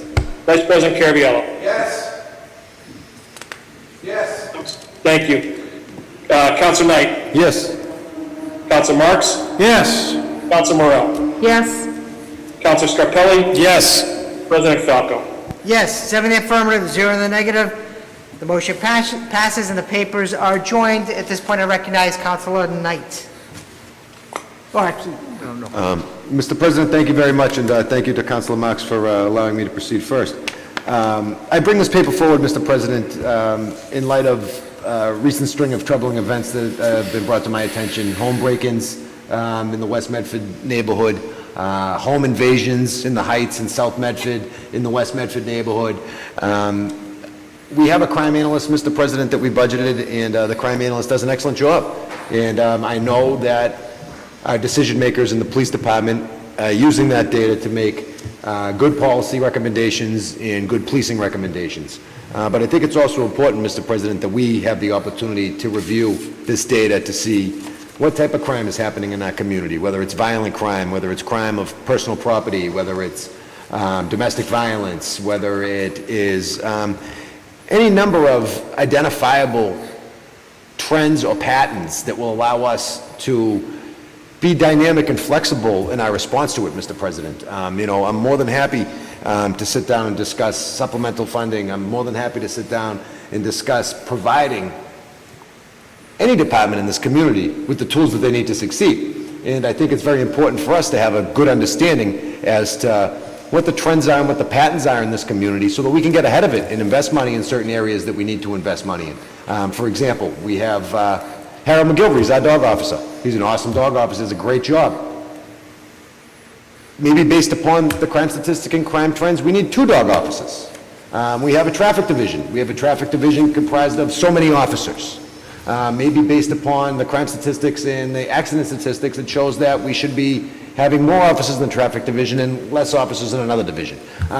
Operational questions, Mr. President, certainly stuff that comes under the purview and scope of the chief of police, but something that's contingent and reliant upon funding. And if we're going to be spending the money, I want to make sure we're spending it in the right place to make the most impact and the most bang for our buck. And with the uptick in violent crime in this community, I think this is something that we really need to look at. And I shouldn't even say it's an uptick, because I don't know, because I haven't seen the stats. I should say with the public reporting of violent crime of recent in the community, I'm wondering if this is something that we need to be worried about. So with that being said, I'm going to defer to Councilor Marks, Mr. President, but thank you very much for indulging me. Thank you, Councilor Knight. Councilor Marks. Thank you, Mr. President. I want to thank my council colleague, Councilor Knight, for putting this on the agenda as well. You know, for the past several years, Mr. President, I've called for a public safety summit within this community, and to date, I'm not proud to say that we have yet to have a public safety summit with all the parties to be within this community to discuss these very issues. And Councilor Knight may not say it, but I am going to say it, Mr. President. Violent crime is on the uptick in this community, and you only have to read the paper, watch the local news, and talk to your neighbors, and you'll hear what's happening in this community, Mr. President. From home invasions to car break-ins to home break-ins, it's happening all over the community. And I think it's very important. I realize we do have a crime analyst in the community that's gathering crime data, but the data is only as good, Mr. President, what it's being used for. So if it's not being used to update and provide the latest and greatest for our police department, then it's not good data. If it's not used, Mr. President, to get the word out to the community, and that is key. That is key in this community. I've talked to a lot of seniors in this community that are unaware, Mr. President, on what's happening. And I tell people constantly that may leave their front door open or their car unlocked to say, you know what? Those days are behind us. I hate to say it, they're behind us now. And you should always proceed with caution. And I believe you should be locking your front door, even during the day, Mr. President. I believe you should be locking your car. You should be watching out for your neighbors. You should leave a light on that may deter someone from robbing a house or a car or so forth. But I think an ounce of prevention goes a long way, the old saying. And we have to get word out to the community, not to alarm people, but to let them know what's happening, to let them know that they should take extra precaution, Mr. President. And I ask that our police department step up patrol around the community. I ask that we do have this public safety summit to discuss some of the concerns we have. Just recently, Mr. President, and I won't get into the details, we had a home invasion that involved a 92-year-old woman that luckily, Mr. President, was able to escape, because God knows what would have resulted if she was not able to escape, Mr. President. And, you know, there's been some scuttlebutt around the community that this person may have been part of a halfway house in the community and living in our neighborhood and living amongst us, Mr. President. That raises some concern for residents, and rightfully so, Mr. President. So I think as a community, we have to take a step back and look at what's happening in our community, ways we can address issues, ways we can make our residents safer, Mr. President. We have a large percentage of seniors, and seniors are very vulnerable, Mr. President. So that's my concern. I would ask once again that we create a public safety summit. I'm not sure why it's impossible to get a public safety summit together. I think I must have offered it 3 or 4 times.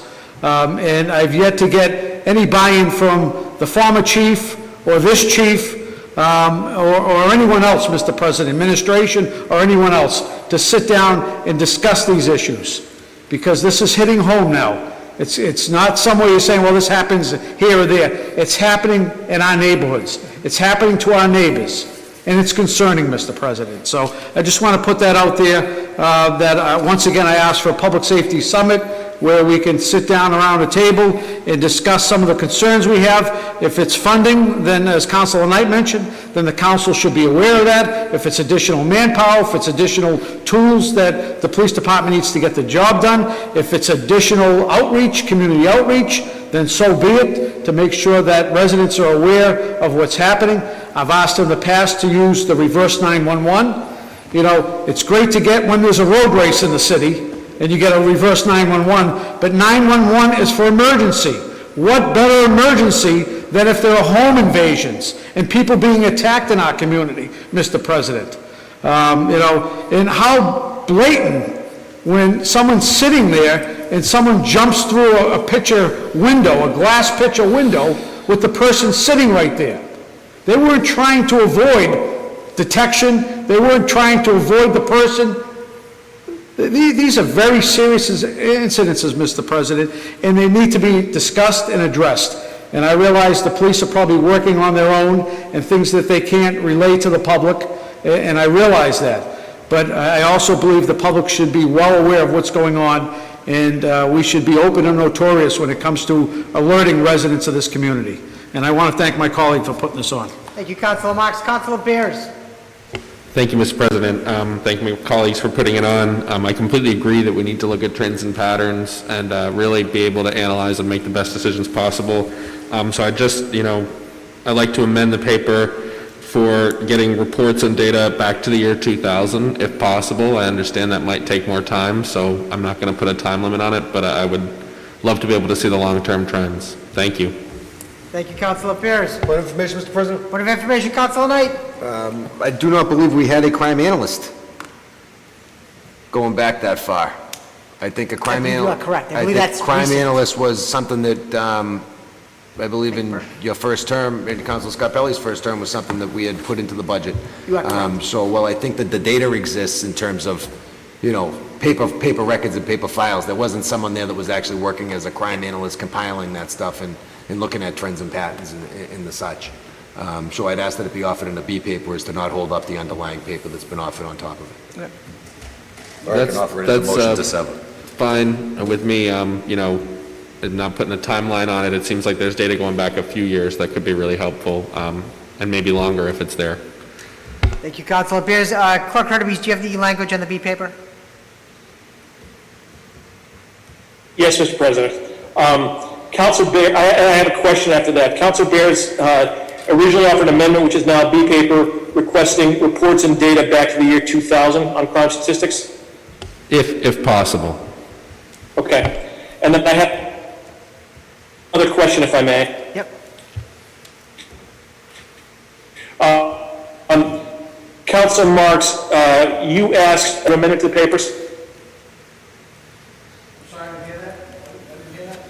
Did you say it was were you asking if it's an amendment?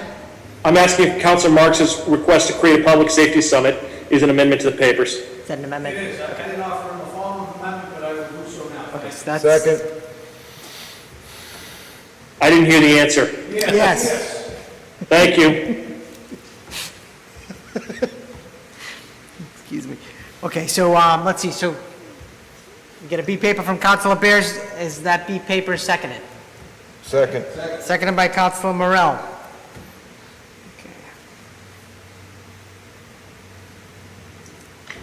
Okay, we have Councilor Marks. Did you want to speak? No. Nope. Okay. Councilor Knight.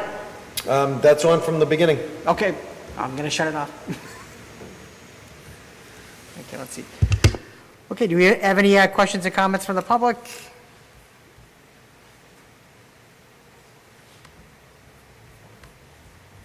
Okay, seeing and hearing none. Okay, on the B paper offered by Councilor Bears, seconded by Councilor Morell. Clerk Hurtubise, please call the roll.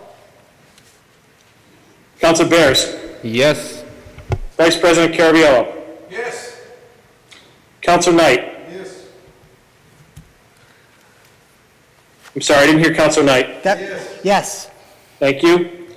Counselor Marks. Yes. Thank you. Counselor Morell. Yes. Counselor Scarpelli. Yes. President Falco. Yes, 7 in the affirmative, 0 in the negative, the motion passes. On the main paper offered by Councilor Knight and Councilor Marks, seconded by Vice President Caraviallo. Clerk Hurtubise, please call the roll.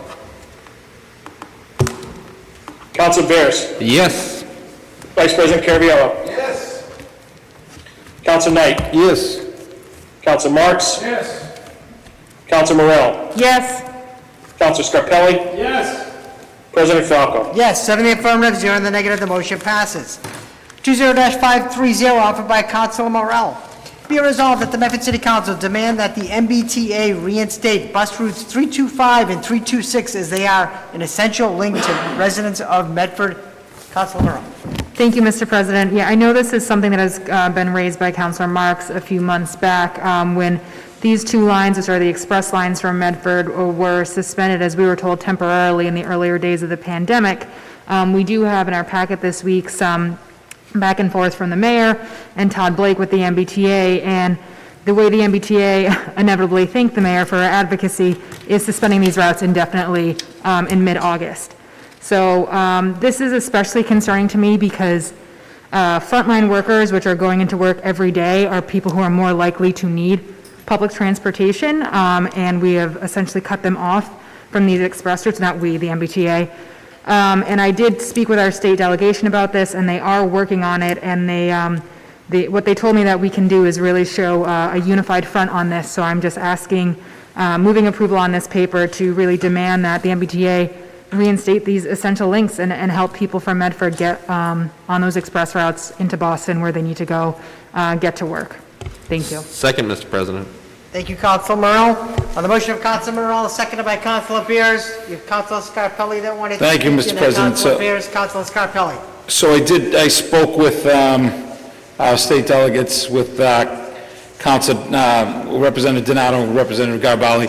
I think that I asked them for permission that to hold a committee of, a subcommittee meeting on transportation to bring them back, because the exact words they used, what they were lied to by the administration of the T. So, and that's bothersome considering those gentlemen and their partner in crime, and Christine Barber, have other people that make sure they get their funding needed to make sure their business runs. So these are the MO, this is the MO for the T, that they promise and don't fulfill what they've asked, what they say when they come in. I know that we have many resolutions that can show that. So I did talk to our representatives and did talk to a few people that traverse that route, and if we can, I know that we're very fortunate. We have our city clerk that knows all the ins and outs and the people that need to be called. So I'm going to call on Adam Hurtubise, if he can, to help us again to get those people that we need at a table. I think that before we do that, I think we need to do a ridership study that shows the numbers. I know the numbers are down right now, but that doesn't mean, that really doesn't mean anything, because with what, like we're saying, it's quality instead of quantity now. So we need those buses, and we'll be calling for a subcommittee meeting. They're ready to go whenever you are, Council President, where we can find a date that's open and get those representatives at a table to answer a lot of questions. I mean, we're also waiting for the Department of Transportation to still give us an answer on Ready South and Main. So as we're seeing traffic pick up now, there was a lull, so there wasn't a outcry, but as you're seeing the traffic uptick, that we're going to start seeing some issues again, and it's something we need to do. So thank you, Mr. President. Thank you, Councilor Scarpelli. Councilor Beers? Thank you, Mr. President. I think actually Councilor Scarpelli made most of the points. You know, again, it's just an example of poor communication or directly false communication made to people in the city around this issue. So I completely agree. And I did not know that they were also sending their communications to our state delegation as well. So it sounds like we have some issues to address here. Thank you, Councilor Bears. Councilor Knight.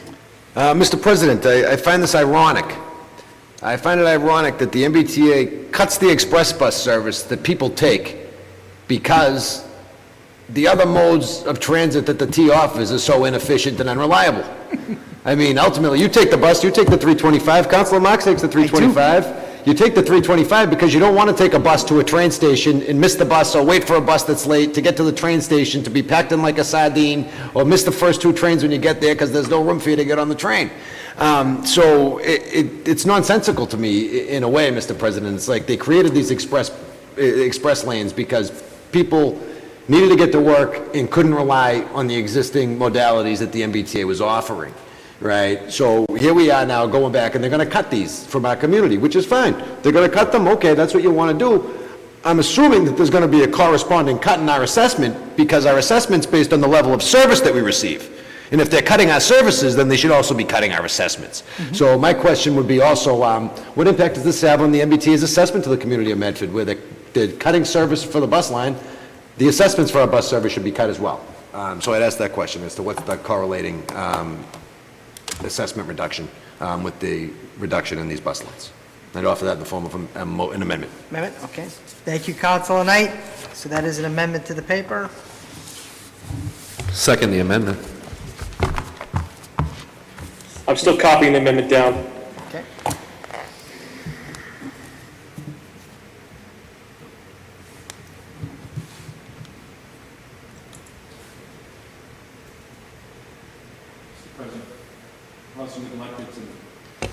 Councilor Scarpelli. Also neglected to offer that as amendment two, that our clerk reach out to our state delegates who already know, and the representatives from the T, to, one, begin by putting a study, a ridership study together, and be prepared to hold a subcommittee on transportation as soon as possible. Thank you. Thank you. Clerk Curtis, do you have both of the amendments that have been put forth? Yes. Councilor Knight's amendment was answer to the question, will there be a cut in the assessment to go along with the corresponding cut in service? Is that correct, Councilor? You got it, brother. Yep. Councilor Scarpelli is to have the former MBTA Chief of Staff reach out to the state delegation and the MBTA and also to commission a ridership study. Right. And then meet in the subcommittee on transportation. The state delegates, correct. And the state delegation, yes. Thank you. Okay. I'll take that former chief of staff, too. Thank you, Councilor Scarpelli. Thank you, Councilor Knight. Councilor Marks. Thank you, Mr. President. I want to thank Councilor Morell for bringing this up. You know, there's a pattern here.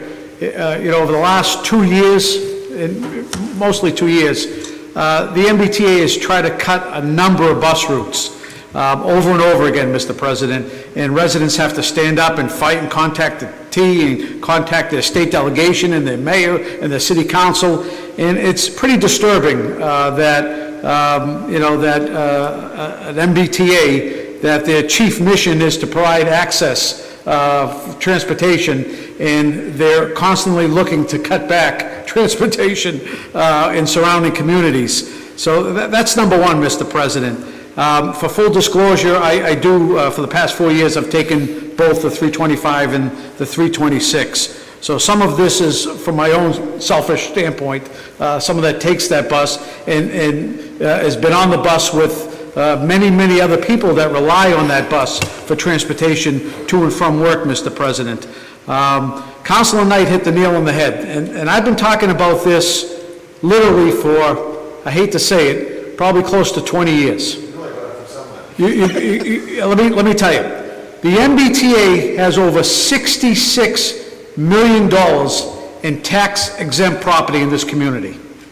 tax exempt, Mr. President. $66 million that they don't pay the city of Medford one nickel for. Their assessment to us for providing T services as of 2017 was about $3.7 million. So that's what they charge us over and above when you pay a fare, when you get your T card, when you pay 20% of the 5% sales tax. That's over and above we pay as a community, as Councilor Knight mentioned, for this particular service. So when we have an express bus, we have additional routes, people say, wow, Medford has great access.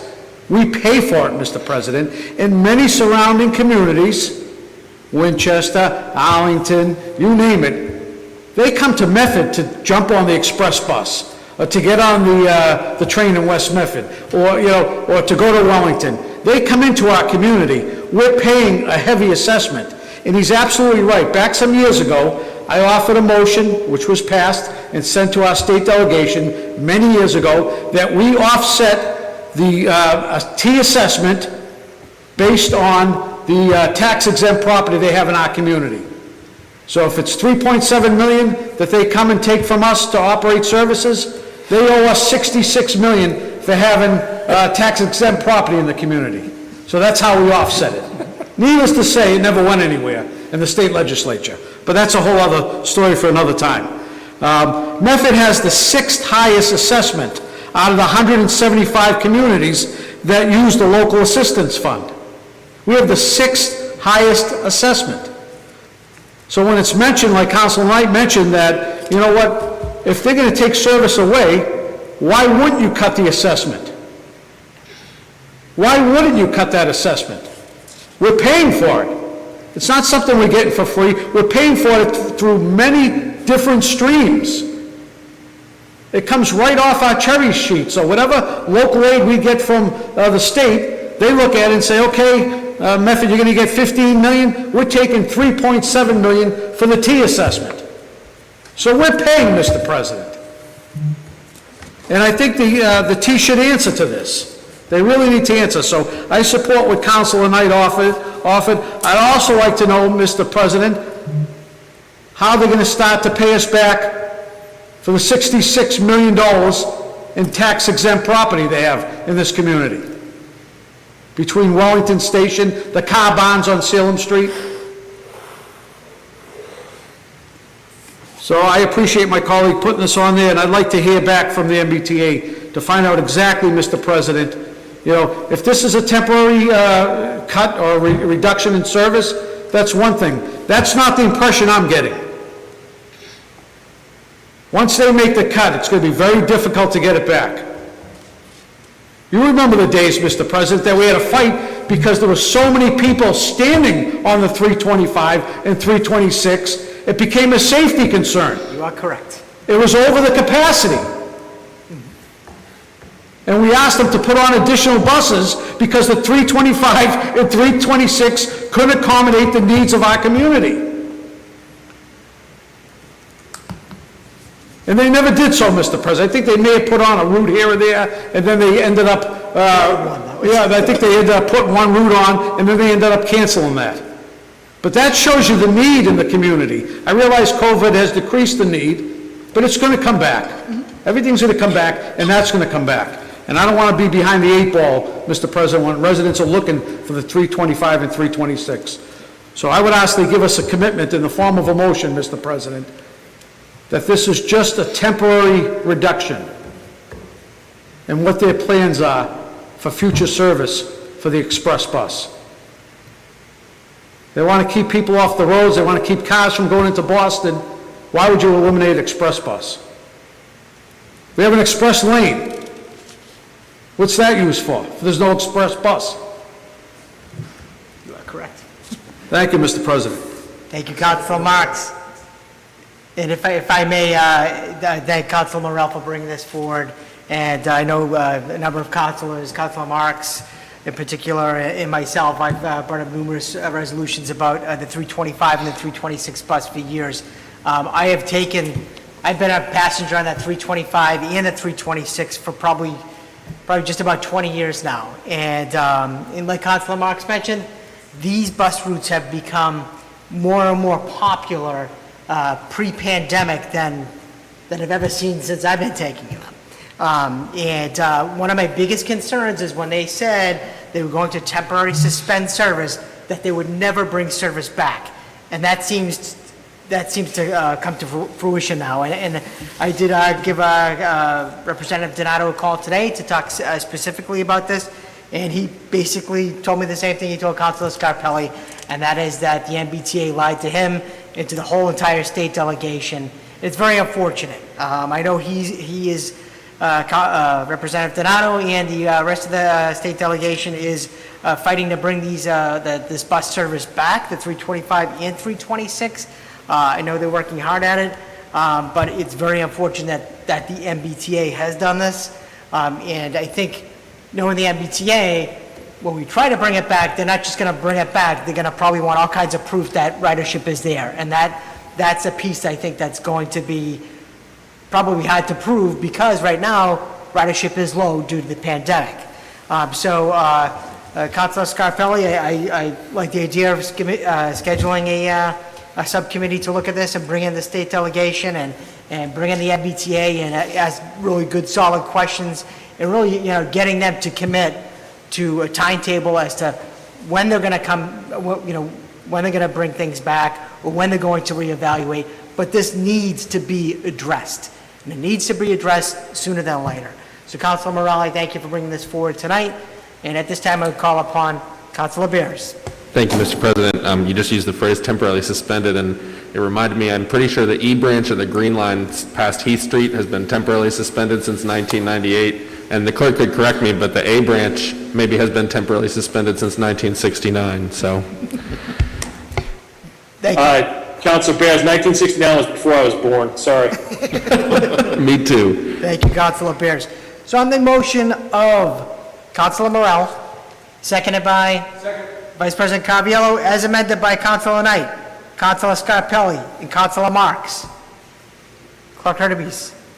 Actually, no, are there any questions on this before we call the roll? I don't see any hands raised. Clerk Hurtubise, please call the roll. Councilor Bears. Yes. Vice President Caraviallo. Yes. Councilor Knight. Yes. Sorry, Councilor Knight, I couldn't hear you. That's Thank you. Councilor Marks. Yes. Councilor Morale. Yes. Councilor Scarpelli. Yes. President Falco. yes. 7 in the affirmative, 0 in the negative. The motion passes. 20-531, offered by Vice President Caraviallo, be it resolved that the Medford City Council requests that the administration immediately provide funding to the clerk's office to hire additional personnel, both permanent and temporary, for the upcoming November and future elections. Vice President Caraviallo. Mr. President, I think Councilor Bears has a similar resolution, 20536, if you'd like to read that also. Yep, move to join. Was that 20560? 536. No, I'm sorry, 536, okay. So, 20536, offered by Councilor Bears, whereas Medford residents had serious concerns about voting during the September 1st state primary election, including missing materials, incorrect information, limited public statements, enforcing of some voters to vote in person without an effective mail option. Now therefore be it resolved that the Medford City Council urges the city administration to ensure that the registrars of voters and city clerk have all resources and staffing necessary to conduct the November 3rd general election, given the significant increase in demand for mail ballots. Be it further resolved that the city administration provide ballot drop boxes at locations other than Medford City Hall. Be it further resolved that all elections communications be translated into languages other than English in a prompt manner for public consumption. So the motion is by Councilor Caraviallo, seconded by Councilor Bears, to join these resolutions. Clerk Hurtubise, please call the roll. Councilor Bears. Yes. Vice President Caraviallo. Yes. Councilor Knight. Yes. Councilor Marks. Yes. Councilor Morale. Yes. Councilor Scarpelli. Yes. President Falco. Yes, 7 in the affirmative, 0 in the negative. The motions are joined. At this point, I would call on Vice President Caraviallo. Thank you, Mr. President. Mr. President, I think we've all seen after this last election that the way we've done elections in the past are no longer viable.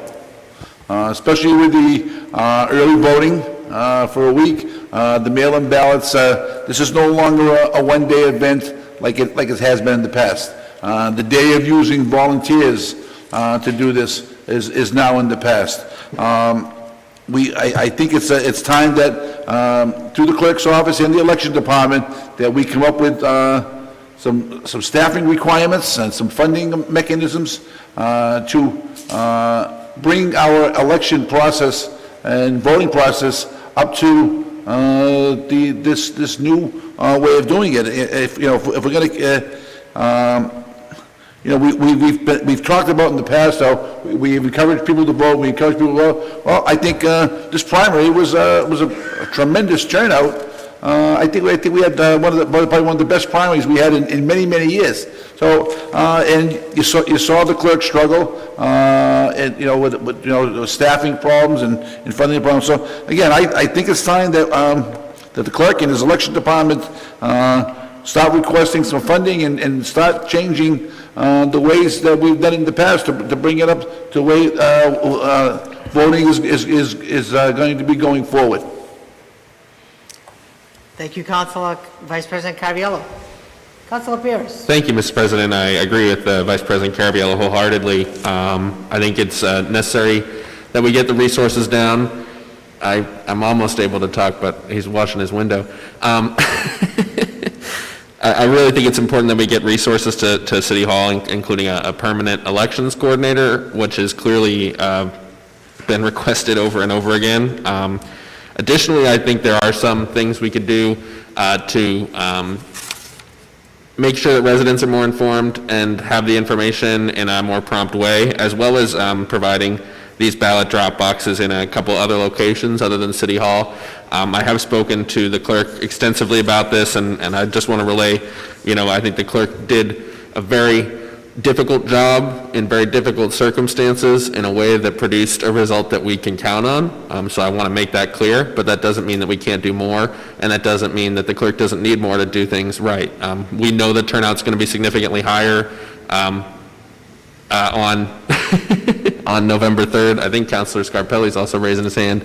Everybody wants to talk on this, so keep going. But, again, there's a lot that we could do to help. I have spoken with the clerk. I've also spoken with Chief of Staff Dave Rodriguez, and I'm confident that efforts are going to be made to accomplish the election in a better way in November. Thank you. Thank you, Councilor Pierce. We have Councilor Morell. Thank you, Mr. President. Yeah, and I thank my fellow councilors for bringing this forth. I know we all heard from many residents about this, and I think we've talked about communication on a number of issues around this, and I think it would be beneficial, and I'd like to add it in the form of an amendment, to get a report from the clerk's communication that can be posted on the website or shared in another way that just addresses how we're addressing for this upcoming election to ensure that the mistakes that happened, and I know it has to do with volume and many issues, but the mistakes that happened for the state primary do not happen again, and people can have faith in whatever option or vehicle they use to vote for the November election. So I'd like to add that in the form of an amendment. Thank you, Councilor Morell. Councilor Knight. Mr. President, thank you very much, and through you to the city clerk and his team. Babe, Janice Haley, the registrars of voters, they didn't have an easy task. And, they really didn't know what was going on until the last minute. And I think that the state didn't help us out in allowing us ample opportunity to plan properly. And because of that, we met some bumps in the road and snafus. But I think it's important to point out the hours of work that these employees put in during early voting, vote by mail, and the like, Mr. President. And it expands further than just the clerk's office and the registrar's office, to the countless volunteers that were up here hour after hour, day after day during early voting. So, I think it's important to point out that mistakes will happen, and mistakes do happen. And as long as we identify that a mistake happened, we own it, which is one of Clerk Kirby's favorite things to do when a mistake happens, and provide corrective action, we're all going to be in a better place. And I think that the clerk has the team around him that's going to allow him to do that. All right, so with that being said, Mr. President, I know there were some bumps in the road, and I know that it could have been handled a little bit smoother. And I have all the confidence in the world in the team that's down there now that this won't happen again. But getting back to operations, and from an operational standpoint, would it make sense for us, because of COVID, to condense the number of polling locations? Just a question to put out there, Mr. President. You know, do we need 15 polling locations when we have early voting and vote by mail, and then, you know, a lower turnout at the polls because of this? It's a question to chew on. It's a policy question that's going to have to go through the Board of Registrars of Voters. I know that it would probably require a formal petition because state law does mandate that, I think there's, 4,000 voters per precinct, something like that. So it would take some work, Mr. President, but I don't know if it's an effort worth exploring or not. For the simple fact that it will reduce the cost of elections. There's ample opportunity and time for people to come in and early vote, vote by mail, and absentee vote.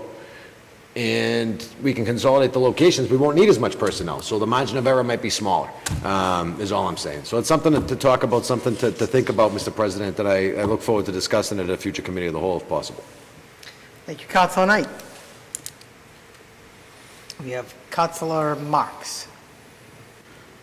Thank you, Mr. President. I want to thank Councilor Caviello and Councilor Beers for putting this on tonight.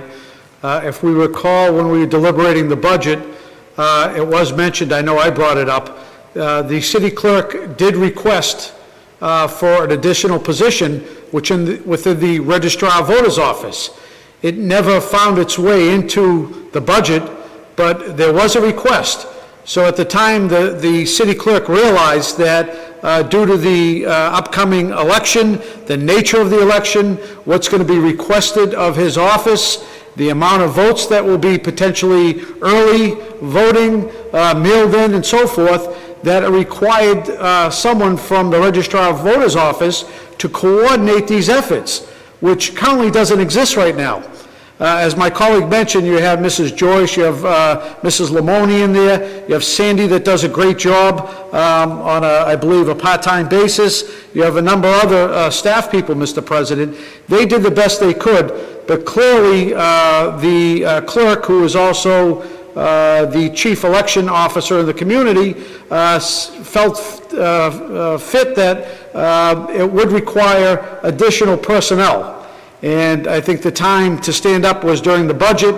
Now it's after the fact, and I think we're all looking back saying, in retrospect, we probably should have asked for that position, even though it wasn't part of the budget, but was requested as, if you want to call it, a wish list.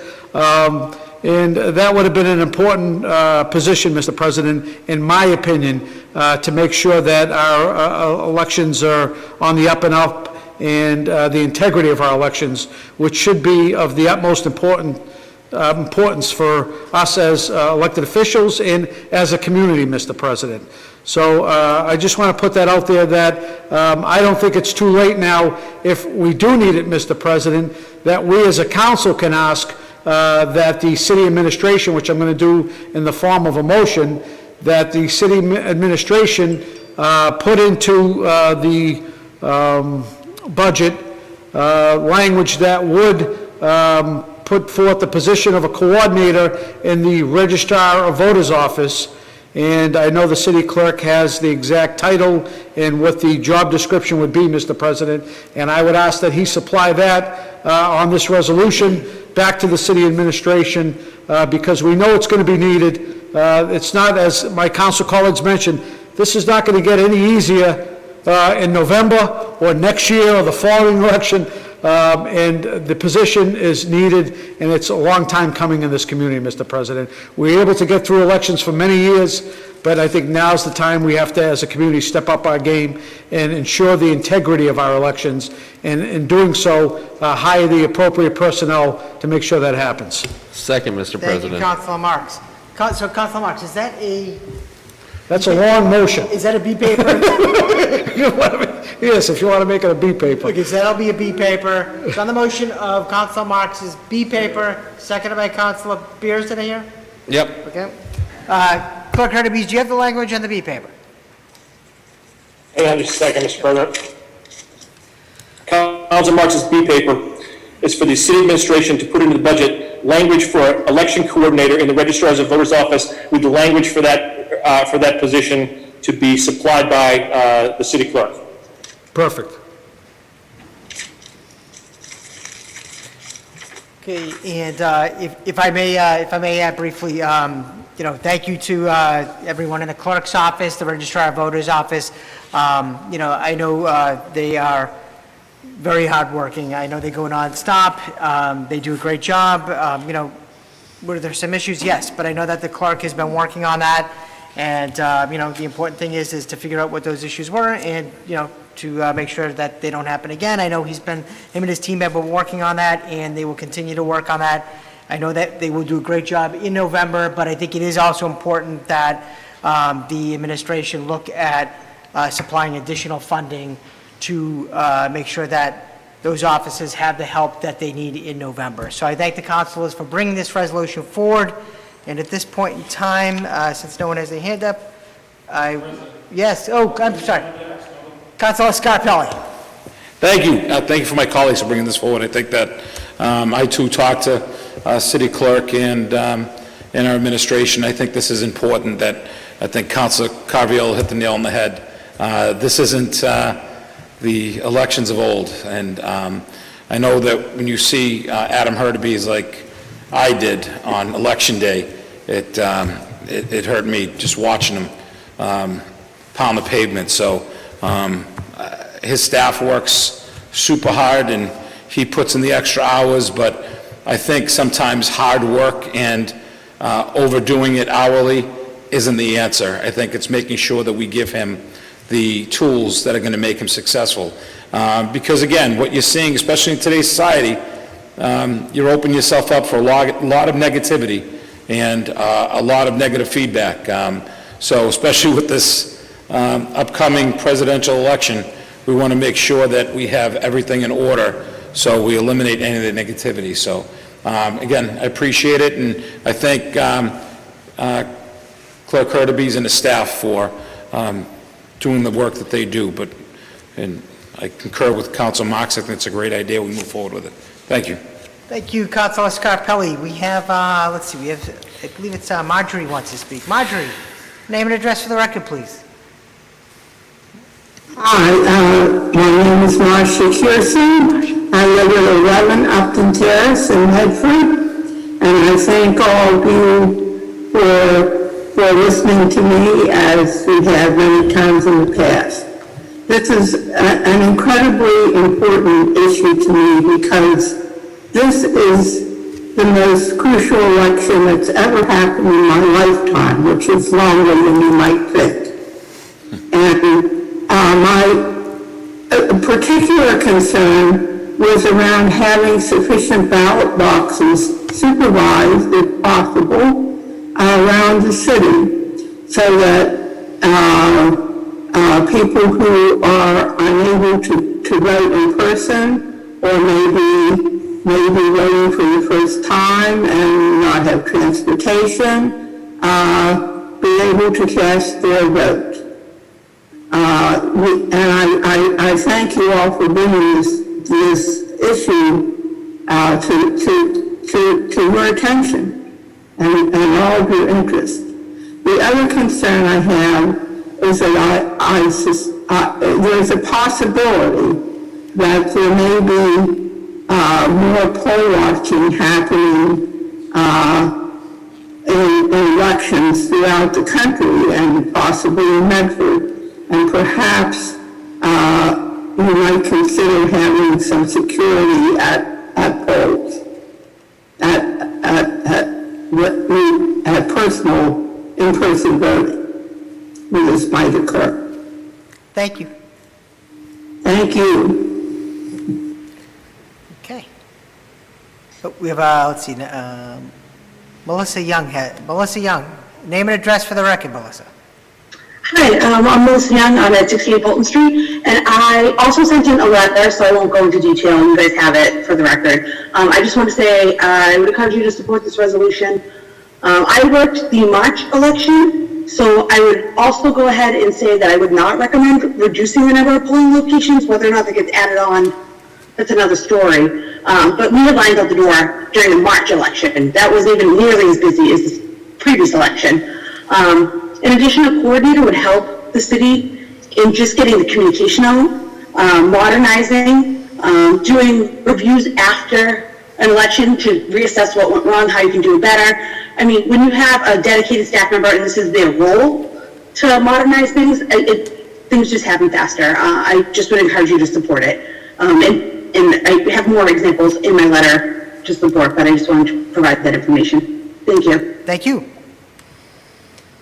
Okay, let's see, Clerk Hardevies. Okay, let's see, Council Marks. Mr. President. Sorry.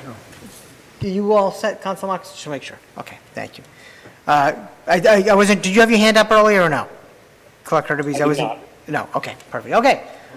On the motion, so there's a number of papers here. So on the B paper that was offered by Councilor Knight, Councilor Marks, and it was seconded by, I believe it was Councilor Bears. Clerk Hardevies, can you please call the roll? Councilor Bears. Councilor Bears, I didn't hear you. Councilor Bears left the room. Okay. Well, that explains why I didn't hear him. Vice President Caraviallo. Yes. Yes. Councilor Knight. Yes. Councilor Marks. Yes. Councilor Morell. Yes. Councilor Scarpelli. Yes. President Falco. Yes, and Councilor Bears just walked into the room. Was that a yes? That was a yes. Okay, that's on the B paper. 7 in the affirmative, 0 in the negative. The motion passes on the B paper. On the main motion that was offered by, actually by Vice President Caraviallo and Councilor Bears. Mr. President, I offered an amendment. Did it get a second? I offered an amendment. You offered an amendment? Yeah, did it not get, I can't remember if it got a second or not. On the main paper? Or? Yes, on the main paper. Oh, okay, so. Councilor Morell had an amendment to the main paper. Yep, yeah, I get it here. So on the motion of Vice President Caraviallo and Councilor Bears, seconded by, what's the second? Yes, as amended by Councilor Morell. Clerk Hardevies, please call the roll. Who's the second on the motion? Councilor Scarpelli. Thank you. Thanks. Councilor Bears. Yes. Vice President Caraviallo. Yes.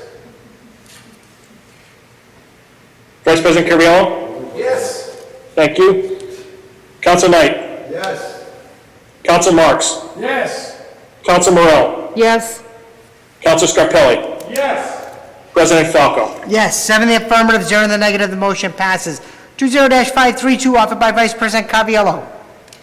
Be it resolved that the Medford City Council have the DCR repair the guardrail on Route 16 Bridge in Auburn Street in the interest of public safety. Vice President Caraviallo.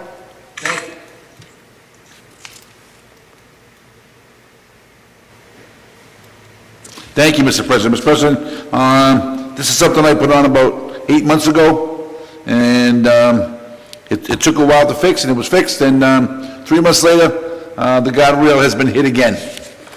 Just that spot. And again, the guardrail is on the side, it's broken onto the sidewalk, and it's making it hard for people to traverse. So again, if we could refer this to Representative Gobling's office, I did speak to him briefly about it, but if you could send him an official thing in the DCR, to have this repaired again in the interest of public safety. And Mr. President, while we're sending something to the DCR and to Representative Gobley, on August 11th, I made a resolution, 20474, about removing the trees from in the river, because, paddle Boston's there, and a lot of people kayak and everything. It never went to the DCR and ended up going to Aggie Tooten. And she wrote back that she has no, jurisdiction over the waterway and the trees, so I think this 20474 should have gone to Representative Gobley and the DCR. So if you want to combine these two together, when the clerk sends this paper to both offices. So why don't we amend it to have that paper sent to the correct agency to have the tree taken care of. Thank you. Okay. So, on the motion of Vice President Caraviallo, seconded by Councilor Bears, as amended by Vice President Caraviallo, Clerk Hurtubise, please call the roll.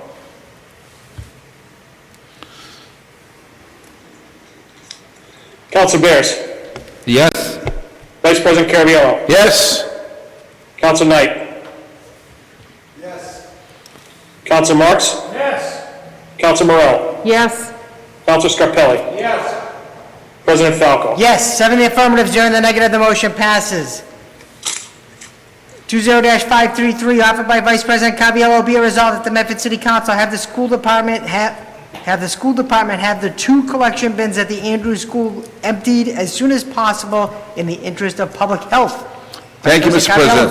Mr. President, I was by the Andrews School last week, and they have 2 collection bins there, and they're overflowing, and all along the side of them is these have gone from collection bins to garbage dumps now.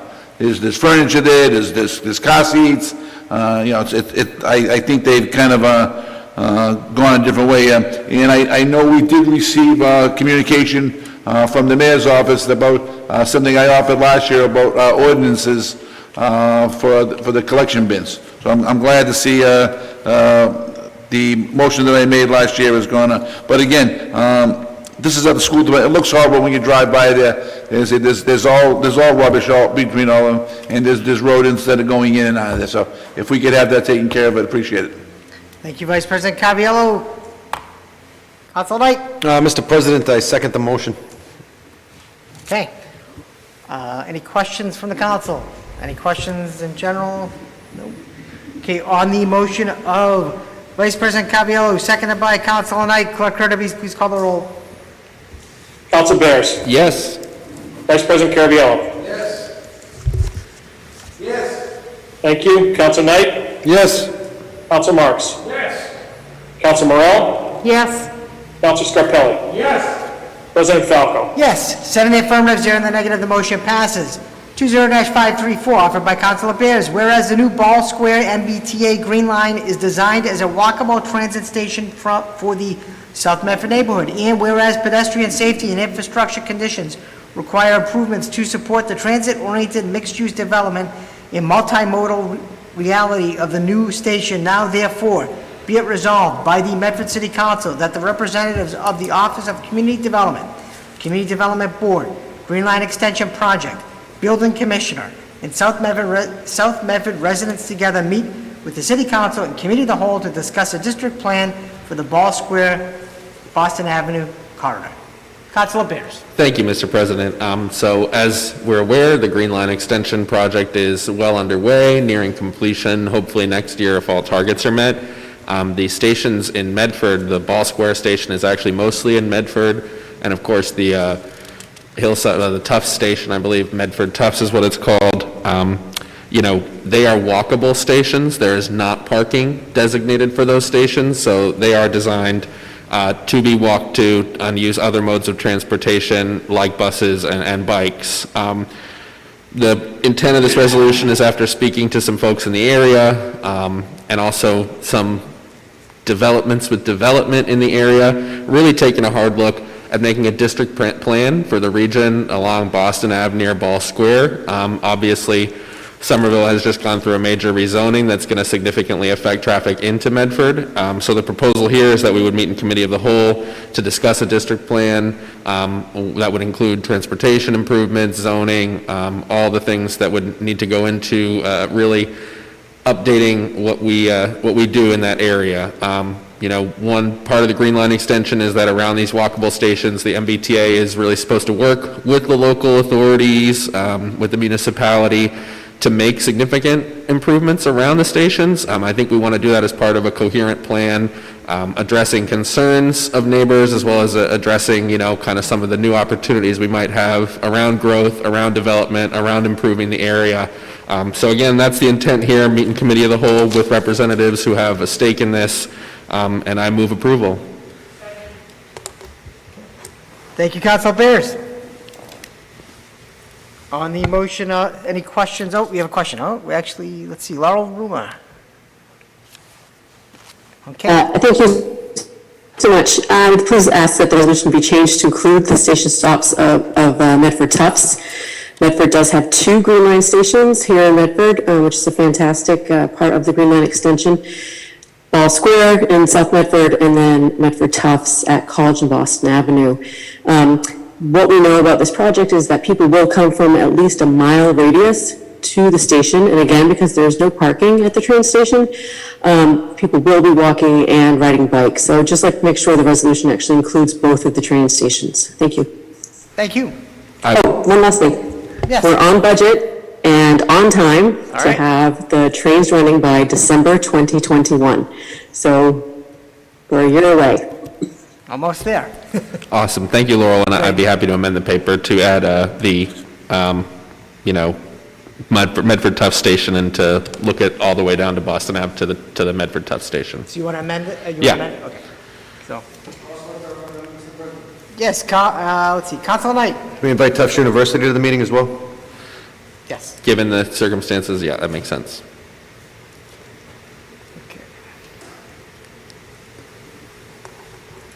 Okay, so let's see, on the motion of Councilor Bears, seconded by Councilor Morell, as amended by Councilors Bears and Councilor Knight.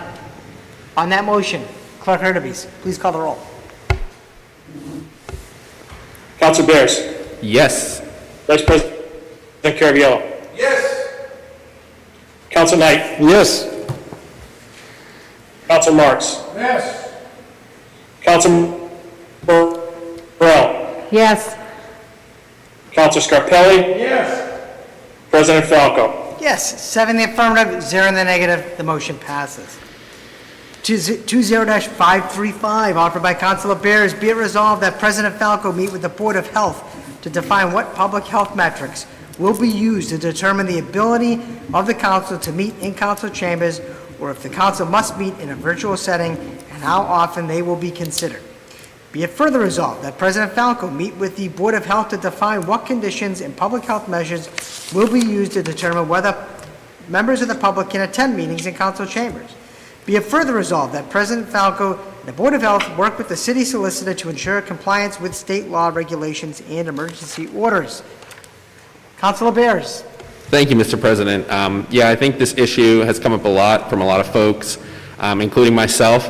And it goes back to something that was said earlier around having options. We have options around these meetings. I think we've added another option, which is not without its flaws in this meeting hybrid that we're having right now, which has its own issues, as well as Zoom. But I think the views of what public health says, we have not chosen the safest option.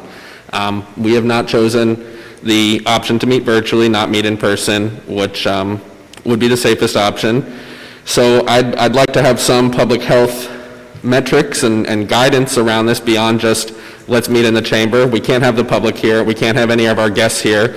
Let me tell you, sitting over here between 4 different barriers, trying to look at this TV screen and see what people are saying is, not the easiest thing in the world when my glasses are fogged up because I'm wearing my mask. So there's benefits and costs to all of the models that we've looked at so far with Zoom and the hybrid model. I think given that fact that neither is perfect, we should be taking the safest choice. So that's what my resolution is intended to do. And quite frankly, I've received several messages tonight asking why some counselors are wearing masks and others aren't. So I would also propose a B paper that the council president mandate masks behind the rail while we're meeting.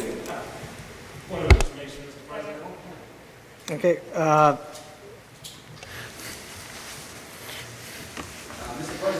so we got I'm sorry, was it? That's not how this works. Mr. President. Okay, thank you, Councilor Knight. Councilor, wait a second, we have Councilor Morell and then Councilor Scarpelli, I'm sorry. I got the names mixed up on the screen, so. Thank you, Mr. President. Yeah, I want to thank Councilor Bears for bringing this forth because it is a reminder that it's not just us in here. It's our families, it's everyone we interact with in those essential activities. So anytime you bring together X number of people, you increase the rate of potential transmission. So I think it's just important to note, it's not just us, it's everyone we interact with in the community, and it's a public health issue. Thank you. Thank you, Councilor Morell. Councilor Scarpelli. Okay, Council Falco, to keep things positive, we are in a chambers where we are protected by glass with an open seat where I am at least 8 to 10 feet away from Council Knight. I'm 15 feet away from Council Morell. There's nobody else around me. No one else around me. There's PPE equipment all over the room that we can use. CDC guidelines has me run camps every day with up to 50 kids using these schematics, these guidelines to say that this is anyway dangerous because the ruling of social media again, spewing negativity, is a shame. Stay positive. I agree with Councilor Bears with having the opportunity to have many options that people need. But what he seems to return over and over again, that there are people that don't do Zoom. So even if there's people scattered out here, 6 feet apart, and even if it's the 5 people that can't make these meetings, this is the reason why we had the issue months ago at the budget meetings, because people have an option to come to these chambers. Point of information, Mr. President. Point of information, Councilor Bears. I am positive that I do not want to be COVID positive. Thank you. Councilor Scarpelli. Hypocrisy is amazing, but going forward, this is not the forum point of the city. information. This is the city's forum. So like I said, I appreciate my fellow council talking about having people have the opinion to stay healthy and choosing Zoom. I understand that. Whether I like it or not, I understand it and I support it. But at the same time, if it's 1 or 2 or 3 or 5 or 25 people that want to come to this forum because they won't do this Zoom, they have an opportunity too. So I look forward to sitting with the Board of Health. I appreciate that, welcome that. I'll vote and support that 1,000% because I want to hear the Board of Health person, the board member, is going to tell me that you're going to allow 400 people in a school, but you're not going to allow people here. People voted here. People volunteered here with no fear. No fear at all. Hypocrisy is amazing. Thank you, Mr. President. Point of information, Mr. I'm putting my President. mask on. Can you make it a point? Point of information, Mr. President. Councilor Bears, point of information. Yeah, I mean, that's a false equivalence. Those are not the same things. False We've equivalence. been sitting, and yeah, it is. I mean, we can talk about it or not, but you can't compare two entirely different things and say they're the same thing and then call Well, someone a that's like hypocrite. a It's just not true, duck. Councilor Scarpelli. Right. And if we want to talk about how this virus spreads, it's a lot of people sitting in this. Do you think this glass is protecting anyone in a long term when airborne particles and droplets are spreading? I mean, it's just not based in the science around how this spreads. And quite frankly, I'm the youngest one here. I'm wearing a mask. If you wear a mask, it's to protect other people. I'm at the least risk here. So I'm just saying, I don't think we want to be in a situation where there are counselors who are sick, and God forbid there's 4 counselors who are sick. And I understand that, other people may feel differently. I don't think this is a time for feelings. I think this is a time for science and public health. We have Councilor Morell and then Councilor Marks. Councilor Morell. Thank you, Mr. President. I mean, this is really an innocuous, ironically, an innocuous resolution, and I think there is, the research and studies are still coming out, to Councilor Bear's point, about how this transmits. Sure, these, you look at any spray, this actually doesn't do anything, and we're sitting in recirculated air, so we can't sit here and say, we just had long conversations about the air quality in the high school, and then I'm at a loss for words here, because again, this is a very innocuous, have a conversation, look at some metrics, how do we move forward, resolution, and it shouldn't inspire this level of ire and anger and finger pointing. Point of information, Mr. President. Point of information, Mr. Point of President. information, thank you, Councilor Morell. Point of information, Councilor Scarpelli, then The Councilor intent of the Marks. resolution was fine, but to respond that people in social media responding to our fellow colleagues and saying, even that our masks, that's a joke, that's hypocrisy. Thank you. Thank you, Councilor Scarpelli. Councilor Marks. Mr. President. It is on now. 1 second. Mr. all. President, did you not meet, or was the Board of Health Director not in this chamber and gave approval to this setup, Mr. President? Yes, correct. So, Right. so if I may, really quick. Mr. President, if I could. Yes. Can you not go to a restaurant, indoor or outdoor, and sit 6 feet from someone else without I don't. without plexiglass, Mr. President? Have we not been told, Mr. President, that we can't exceed 25 people in this chamber, Mr. President? Correct. Do we exceed those numbers, Mr. President? Have we adhered to all the rules and regulations, Mr. President? If my colleague wants to stick his head in the sand, but meanwhile attend every rally possible, every rally with hundreds of people glad-handed and shaking hands, then so be it, Mr. President. It is the height of hypocrisy, Mr. President, to stand there and say that someone would be in danger attending this meeting, Mr. President. Shame on whoever spreading that around, Mr. President. Yeah, Mr. President. Thank you, Councilor Marks. Councilor Knight, and then Councilor Bears. Councilor Knight. Mr. President, I just want to say this. Now, we've been doing this Zoom thing now for what, since St. Patty's Day? Yes. All right, so that's going back to March 16th, March 17th, we've been doing the Zoom. Almost 6 months. I don't like Zoom at all. I think it's awful. I have a terrible setup for it in my home. I got 2 young kids. I can't put them on lockdown for 7 and 8 and 9 hour long meetings and tell them, don't say a word in the house, guys. I got a Zoom meeting going on. All right, it doesn't work for me. But I will say this, and I don't think anybody can shake a stick at it. The last 2 meetings that we've had in this chambers have been the best run meetings that we've had since St. Patrick's Day. And I'll be happy to say that, Mr. President. The reason why is because we're in these chambers and we're doing business where business is supposed to be done.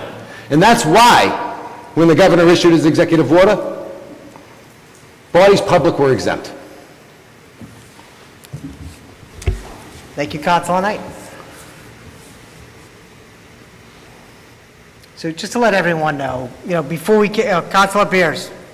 Thank you, Mr. President. I believe when you walk into the building, it says you have to keep your mask on. So, again, if we're talking about following all rules and regulations, that's fine. That's not what this resolution says. It says I'd like to check on that. It says that we should have, not that the process that has gone through approval now is at issue here, Councilor Marks, through the chair. It's that if things change, do we need to make a different decision, and how are we having the information to make that choice? That's what it's saying. I'll be completely honest. The reason I proposed a B-paper is because I've been wearing my mask this whole time and showing you the courtesy of doing that, and I would like that to be returned to me. And if it's not, then I will attend in a way that makes me feel safe. But, if my counselors don't want to do that, or they don't feel that wearing a mask is necessary, that's fine with them. I'm going to make a decision to make myself feel safe. I think that, to Councilor Knight's point, to the integrity of the body, do we want President Falco trying to call on me on Zoom and call on you in here? It's already hard enough with the 2 of us in these back seats without a signal. So I ask, for that reason, that everyone wear a mask, and I'll feel okay being in here. But to say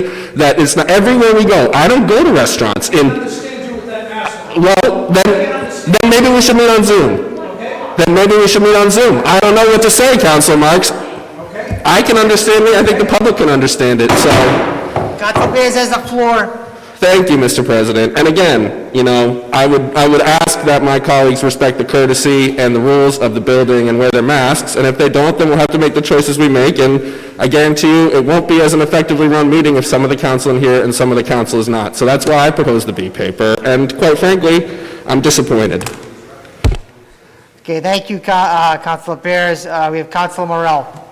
Thank you, Mr. President. I continue to be dismayed by the health decisions trying to be made by other people. You do not know people's medical histories, their underlying conditions, their level of safety in being here. And I'm just so dismayed by other people trying to make health decisions for people this entire time. Was it that way when you came and passed out ballots at the election? I was only here for an hour until a fellow counselor asked that I be removed. I've been here for, what, is this six and a half hours? How many?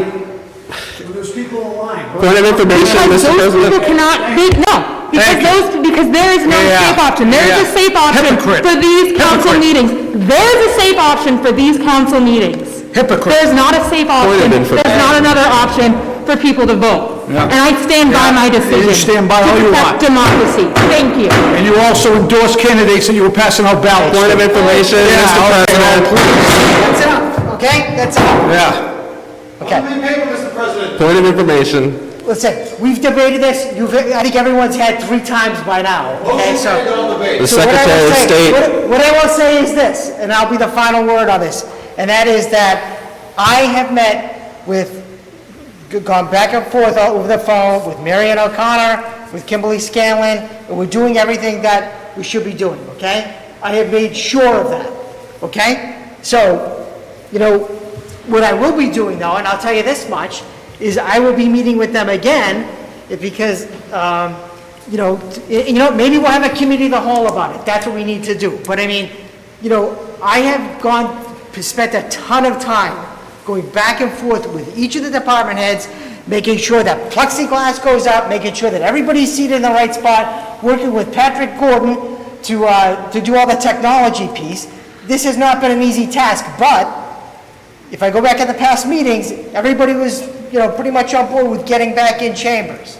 Okay, so what we have been doing is we've basically been following the rules that have been put in place. So with that being said, to get us all on the same page, we can meet with the department heads again. But to tell you the truth, there are some cities and towns that are meeting actually and having the public here as well. Okay, now I've been told by our city solicitor that we can't do that. Okay? I do have that. So, and I can send that to you. But with that being said, the opinion was that the room's got 25 people in it. If 30 people show up to the meeting, we can't kick people out of the room. And therefore, we would be limiting the number, we would be limiting speech and be limiting participation. So it would be a violation of the open meeting law. And that's why we're here tonight, and the public is coming in through Zoom. That is the reason I got from the city solicitor. So with that being said, that's where we are with that, okay? So we have a number of people that want to ask questions on this. I will call on that now. Will Navarre, name and address for the record, please. You have a minute and a half. Thank you, President Falco. William Navarre, 108 Medford Street, apartment 1B. I'm quite disappointed with the vitriol on both sides of this issue, and I wish we could take a problem-solving stance. And I've seen different city councils do this in different ways, and etc. But just as a matter of practicality, I think there's probably a way to meet safely, and perhaps safe mess or not, I'm not sure. But just as I see on my screen, you can't actually see the counselors. I can see you, President Falco, and I can see Clerk Hurnaby, but the other counselors I can't actually see, which is actually sort of worse than when everybody's at home. And so and also nobody's in the chamber, so it doesn't really provide access for people who can't do Zoom. But mostly I just hope we can get back into a problem solving kind of thing, rather than this vitriol is pretty frustrating to me. Thank you, Mr. President. Thank you, Will. Let's see, we have Jean Nuzzo, name and address for the record, please. Hi, thank you, Jean Nuzzo, 35 Paris Street. You have a minute and a half. Just a few quick thoughts. First of all, you're in a space with 20-foot ceilings, your distance beyond 10 feet, in a room that typically holds between 200 and 250 people. You're currently at between 2 and 2.5% capacity. As for public participation, City Hall is quite large. You could do an inbound pathway and an outbound pathway with some staged areas, 6-foot distancing dots, and monitors in the hallway, and citizens and residents of Medford could come and speak in front of that chamber. And if you need some help, let me know. I've done 1 million square feet of this at this point. So again, I applaud you being on site. I recognize that people are concerned about masks, but right now, in this moment, you're roughly at 2% occupancy, which is lower than what's required. Thank you for letting me speak. And again, if you need my help, let me know. Thank you very much. Okay, up next we have Joanna Quateri. Mahana? I'm sorry if I'm saying that wrong. Yep, can you hear me? Yes, name and address for the record, please. Joanne Quateri here, 35 Early Ave. Okay, you have a minute and a I just half. think that, yep, whatever the decisions were made to meet in chambers is one thing, but during a global pandemic, you can't tell anybody individually what they should and should not do, or what they're comfortable with. And as far as the other counselors yelling and screaming at other counselors, it's so ridiculous. And President Falco, it's not your fault, but I would take better control of that room, because it wouldn't be happening, not on my watch. It's not right. They shouldn't be doing it to each other. Thank you. Thank you.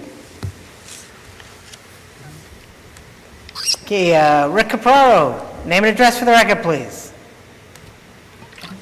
How you doing? Rick Capraro, 207 Fells Ave, Medford. I would just like to let Councilor Morrell and Councilor Beers, if they're so concerned about everyone's health and everyone and the council in the room, then they would be very concerned about the children they plan on having at a rally on Saturday. So they should stop being hypocrites and respect the city. Thank you. Thank you. Thank you. Point of information, Councilor Morrell. One second, Councilor Morrell, 1 second. Let me put your microphone on.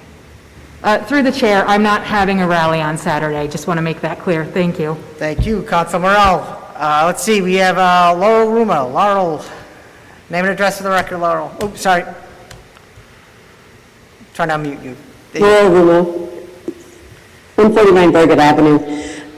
So it's very disrespectful the way that everyone is acting, and I think you all know better. And to have councilors shout over each other and call each other names is outrageous. You're there as our representatives. I understand this is a heated debate, but everyone has to do the best practices possible to keep everyone else safe. It's just very disappointing, and it's ridiculous that we've come to this. 2, the Zoom meetings are fantastic. More than 100 people are online. Probably 10 people are watching through the feed. We need to kind of keep this participation and interest and people just being exposed to how the city does business going. And I have to tell you, you've got to be more welcoming than shouting and arguing with this constantly. Lastly, I'm not sure what the devil in the room is with the social media and the negativity. All I'm seeing on social media is a lot of people trying to figure out how to make Medford the best place it can be for as many people as possible. And, everyone is quite heated right now, but let's just kind of step back a minute and take a breath. And I would really appreciate that we not call each other hypocrites. Thank you. Thank you. Okay, I believe that is everyone. Okay, so on the B paper offered by Councilor Beers, on that B paper, that was seconded by, is that for Councilor Morrell? Please, okay. Can the B paper, Clerk Hurtubise, can you please read the B paper back? I believe the B paper was to have the council president mandate masks behind the rail during council meetings. Is that correct, Council Bears? Correct, Mr. Clerk. Okay. Elected by the body, Yeah. responsible for running the meetings, complying with the rules of the council. Not a dictator. You can't tell me what color tie to wear. That is correct. Amend the paper to amend the council rules to mandate masks behind the rail for the duration of the COVID-19 state of emergency. You want to amend the paper, Okay, so amend the council rules. do you have the language on that paper, Clerk Hurtubise? I'm trying.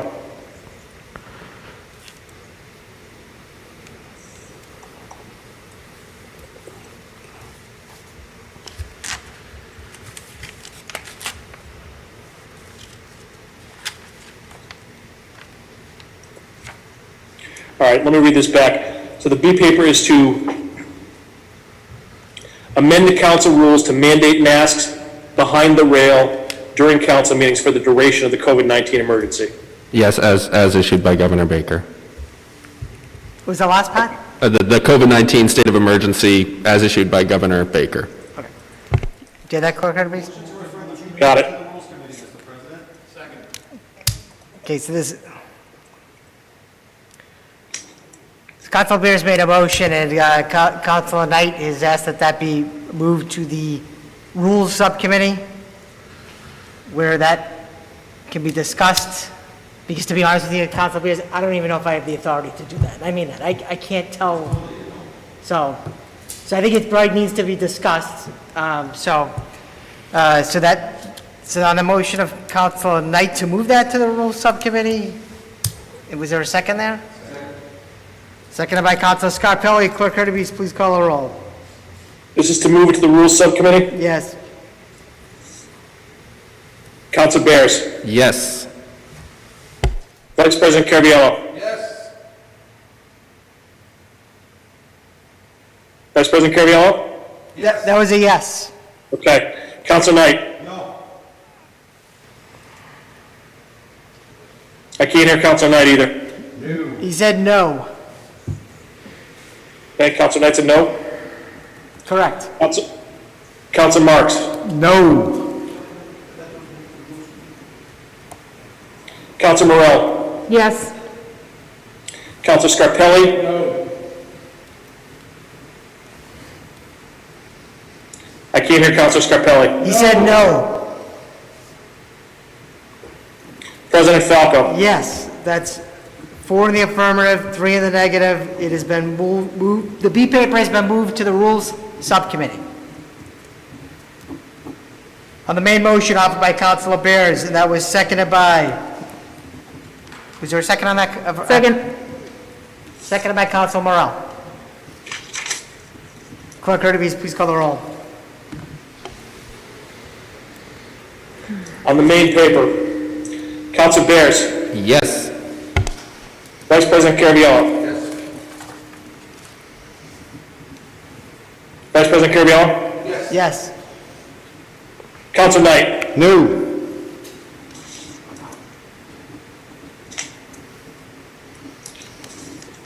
Council Marks? No. Council Morell?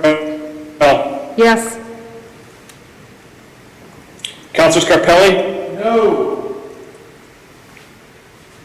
President Falco? Yes, 4 in the affirmative, 3 in the negative, the motion passes. Okay. Mr. President, when do you plan on meeting with the Board of Health? We'll see, I gotta find time. We'll figure it out. I have to meet with Mary Ann and Kim Scanlon sooner than later. I talked to them today. We will be setting up some time, and we can throw that, work on that issue as well. So, So you'd be meeting with just the Board of Health and the solicitor yourself behind closed doors, and then coming up with a plan? no, I just talked to them today, and I told them I wanted to speak to them more about what we're doing here and how we're doing it. Okay. Just want to make sure everybody's on the same page. Because where it's, as a result of a council resolution, you might want to be careful meeting behind closed doors. Absolutely. So that's fine, we can do that. Thank you. 20-537, offered by Councilor Bears, whereas residents of Medford requested that the city of Medford hang a banner stating Black Lives Matter at Medford City Hall as a statement of solidarity and support to begin to address the history of racism and discrimination in our community. And whereas the Supreme Court of the United States in Rosenberger versus Rectors and Visitors of University of Virginia established the government speech doctrine, recognizing that a government entity is entitled to say what it wishes and select views it wants to express. And whereas the government speech doctrine has been affirmed and reinforced by Supreme Court decisions, including but not limited to Russ versus Sullivan, Johans versus Livestock Marketing Association, Pleasant Grove City versus Sumum, Walker versus Texas Division, Sons of Confederate Veterans, and Matal versus Tam, and whereas placing a banner on Medford City Hall meets the multi-factor test defined in Sumum and Walker of, number 1, historic use of building,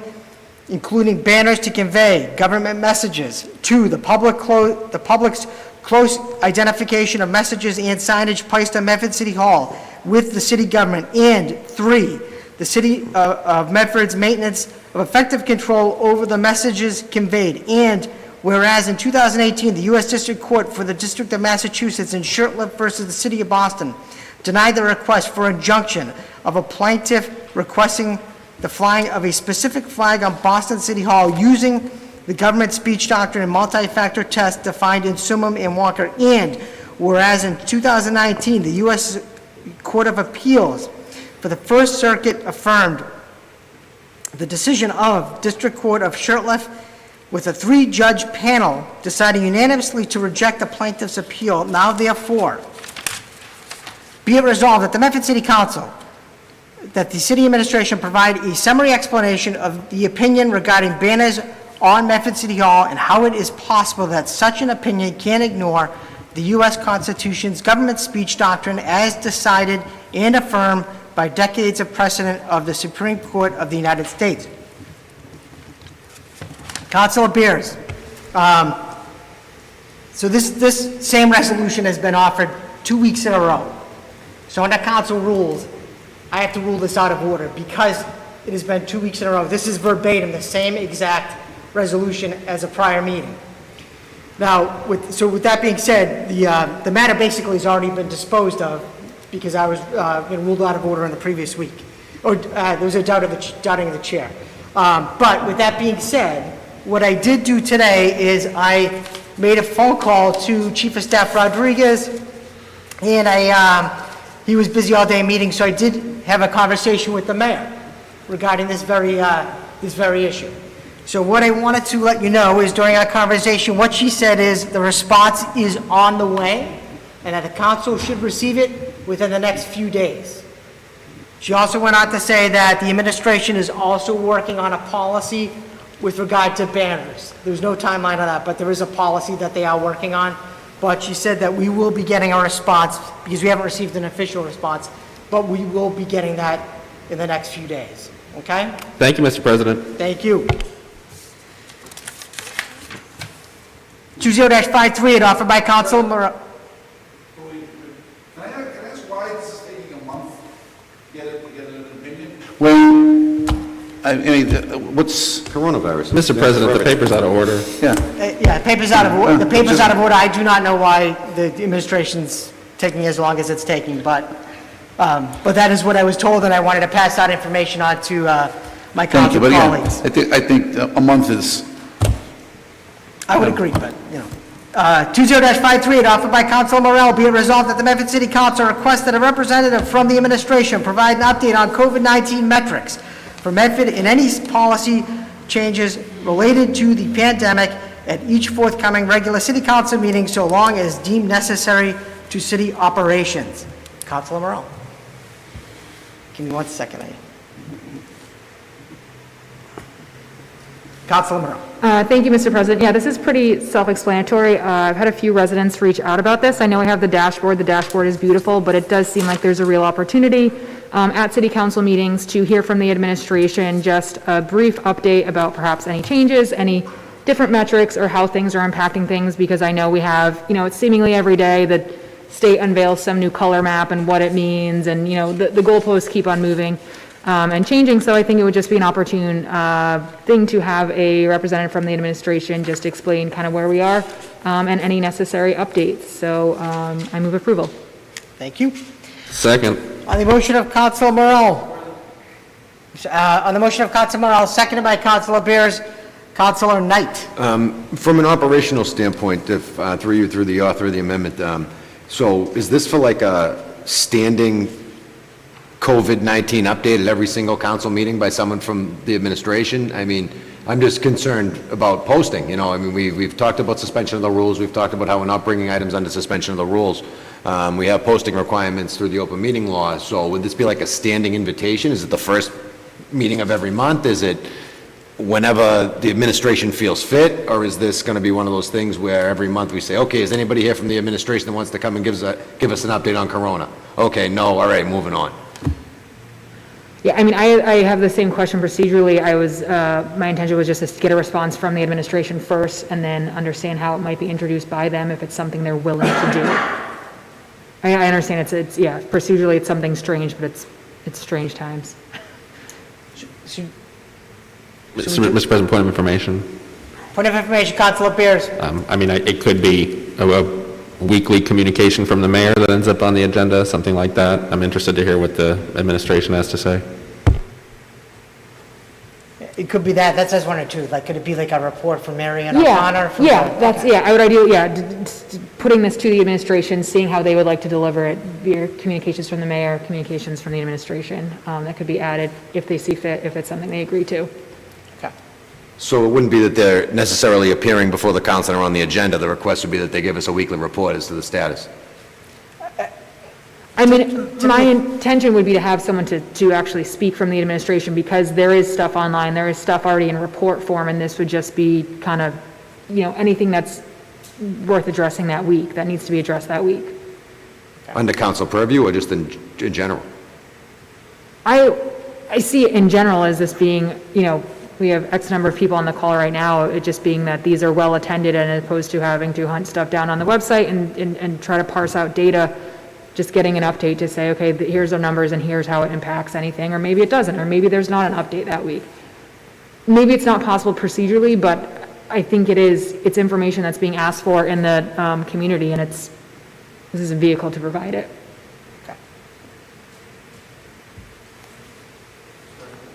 Councilor Caraviallo, Vice President Caraviallo. Councilor Morelli, I couldn't understand what you were saying, because I am hearing impaired, and if you could repeat what you started with, I couldn't understand what you said.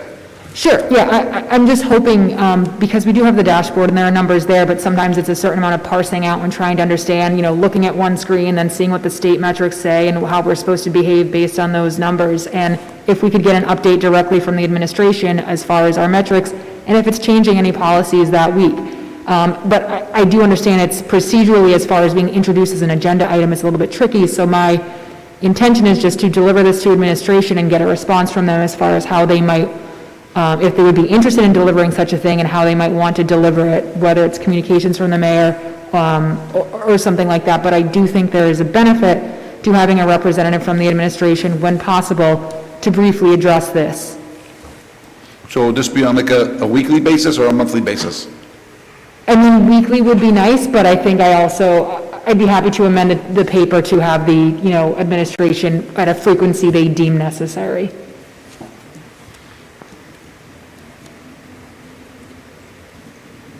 Thank you. Is that an amendment? Yeah, if we could add the language at a frequency that the administration deems necessary in the form of an amendment. So we're going to strike the language at each forthcoming regular council meeting? Yes, you can strike that language. We can I'll strike second that language. amendment, Mr. President. All right. Okay. Any other questions for the council? Any other questions? Okay, seeing and hearing none. On the motion of Councilor Morell, seconded by Councilor Knight, as amended by Councilor Morell, Clerk Urtubise, please call the roll. Council Bears. Yes. Vice President Caraviallo. Yes. Thank you. Council Knight. Yes. Council Marks. Yes. Council Morell. Yes. Council Scarpelli. Yes. President Falco. Yes, 7 in the affirmative, 0 in the negative, the motion passes. Councilor Beers, is your resolution the same as the communications from the mayor? Withdrawn. I'm sorry? I withdraw the resolution. Okay, that's 20539 has been withdrawn. Okay.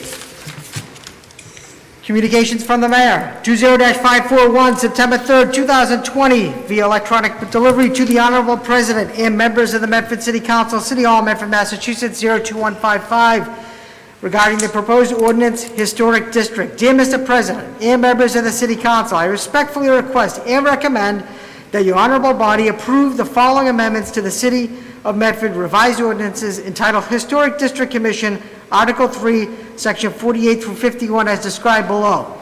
The amendments clarify the ordinance to delineate the previously approved districts and, at the request of the Medford Historic District Commission, create a new single parcel district at 16 Foster Court.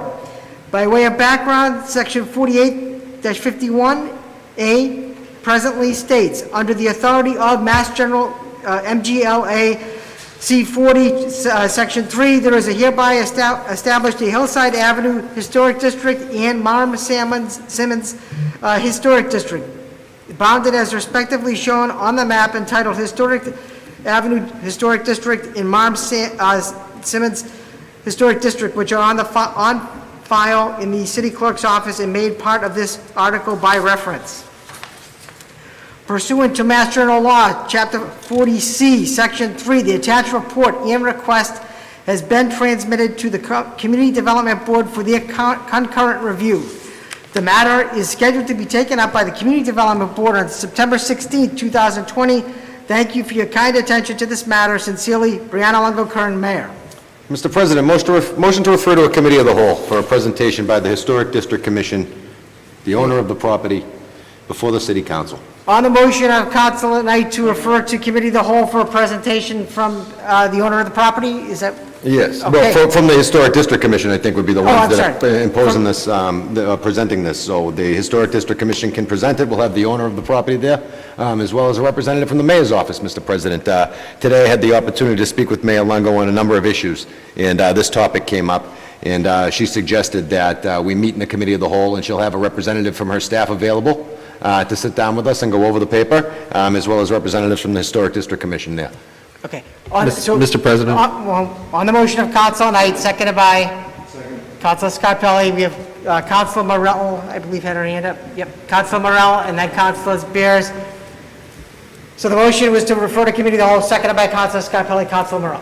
Thank you, Mr. President. I'm curious if we could amend that to add to a date certain, because this demo delay expires in October, so we would probably want to meet before the expiration to actually have this conversation. So make sure we do that in due And time. on to that point, Mr. President, I spoke with the mayor, and she said that she would make someone available next week. She said Yeah. she'd be willing We to do that, actually- but it'd have to happen next week. If I may, we actually do have, You can blow up my you're meeting. taking it Wednesday, right? It's okay. I understand. Is This that- is timely. Because we can do, so it'll be either Tuesday or Wednesday next week, okay? Just to let everyone know. So we'll get it scheduled sooner than later. Okay, so Councilor Morell has amended the paper. Councilor Beers? Yeah, that was same thing. So if it's happening next week, I'm fine with that. Okay, thank you, Councilor Beers. Any other questions or comments from the council? Mr. President? Clerk Curtis? Quick question. So Council Morel is offering an amendment to a date certain. Is that correct? Well, soon, I think, I don't formally have a date yet, so, I'm aiming for next Tuesday or Wednesday. No less than 10 days. No less than 10, within 10 days, right? We'll meet within 10 days.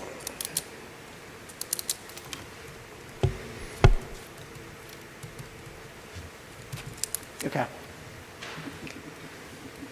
Let's see, so, Councilor Morell, did you have another? No, just to speak on that. Okay, so, Thank you. okay, perfect. Okay, so, So there's no amendment, is that correct? is the amendment to meet within 10 days? Yeah, the amendment. Okay, the amendment is to And I'll meet, second that amendment, Okay. Mr. President. To meet within 10 days. you are correct. Okay. Let's see, so, Okay, got it. we have a hand raised here, I believe it's 1 minute, please. Okay.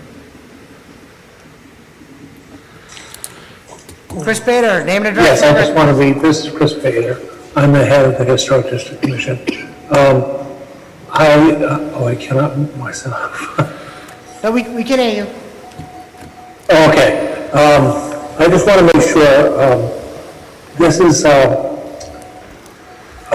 running out of time here, and this is a historic house that should be preserved. And I just want to be sure that, bureaucratic, people made a lot of,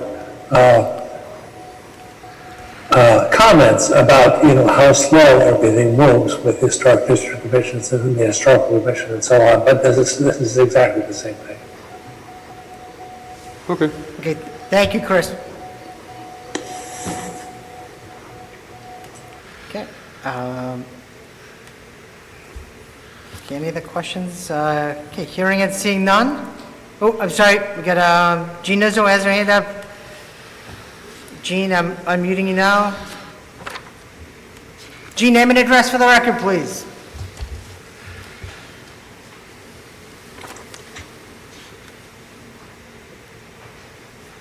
Jean?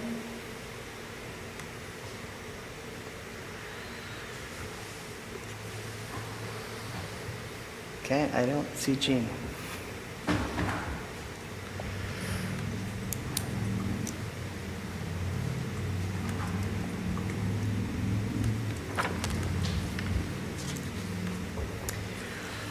Okay, I don't see Jean. Mr. Clerk, do you, that she's disappeared off my screen. I tried unmuting her. Okay, any other questions from the council?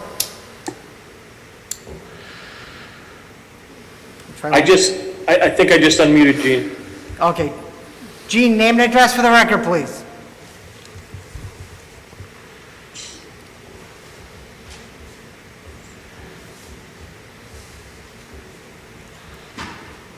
Mr. Clerk, I have, she's Gene, you're unmuted. unmuted.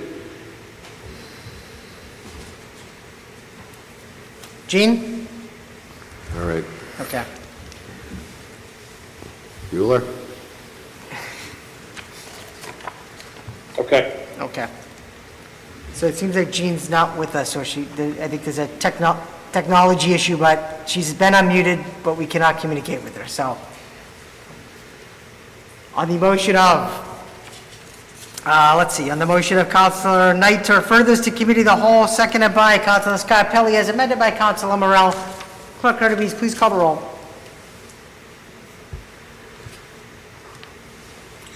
Council Bears. Yes. Vice President Caraviallo. Yes. Council Knight. Yes. Council Marks. Yes. Council Morell. Yes. Council Scarpelli. Yes. President Falco. Yes, 7 in the affirmative, 0 in the negative, the motion passes. Let's see. Mr. President, Councilor Scarpelli, you just want to try Mohammed Anwar again? is he, Maybe he's back. let's see. Clerk Urbanez, do you have,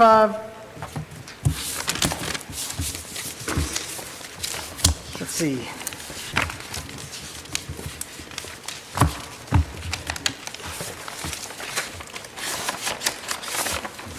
Mr. President, did you ask me a question? Yes, do you know if Mohammed Anwar was logging in, or if you've seen him? I didn't see him logged in. Okay, I don't see him either. So that will stay on the table. Clerk Urbanez, if we disposed of everything? I think you have records and public participation. Okay. Let's see, public participation. Did anybody want to speak? Jack, of course it's not supposed to be rusted. Shocking. Dude, his is like a cast iron pot pan. It's gorgeous. Okay, let's see. Thank you, Laurel. Okay, looks like, okay, so we don't have anything under community participation that I can see. I believe we are on to the records. The table of records of the meeting of July 28, 2020 were passed to Vice President Caraviallo. Vice President Caraviallo, I'm not sure if you got through those yet. I think they're about 75 pages. Hang on. Caraviallo. Vice President Caraviallo. Mr. President, after an exhaustive review, I find the papers to be in order. Okay. Do you move approval? Move approval. On the motion of Councilor Vice President Caraviallo to approve the record, seconded by Councilor Knight. Clerk Urbanez, please call the roll. Council Bears. Yes. Vice President Caraviallo. Yes. Thank you. Council Knight. Yes. Council Marks. Yes. Council Morell.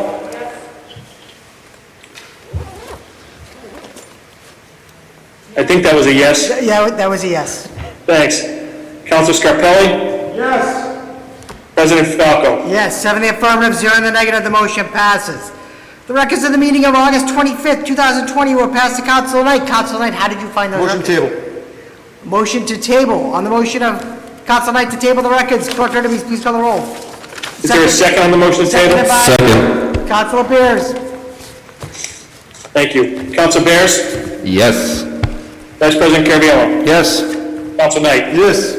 Council Marks. Yes. He said yes. Council Marks. Yes. Yes. Thank you. Council Morell. Hang on, I can only have four microphones can only be on at once, so Thank you. she said yes.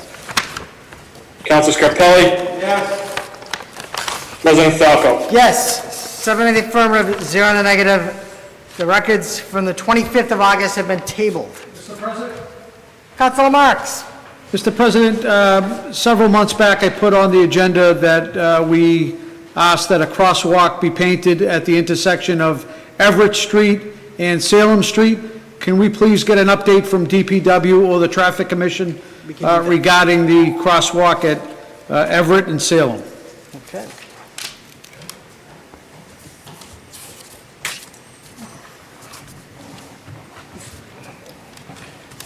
Okay.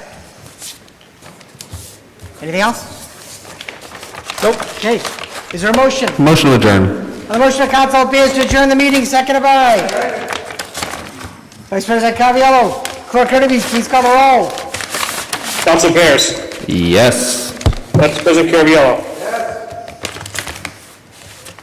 Vice President Caraviallo. Yes. Thank you. Council Knight. Council Marks. Yes. Council Morel. Yes. Council Scarpelli.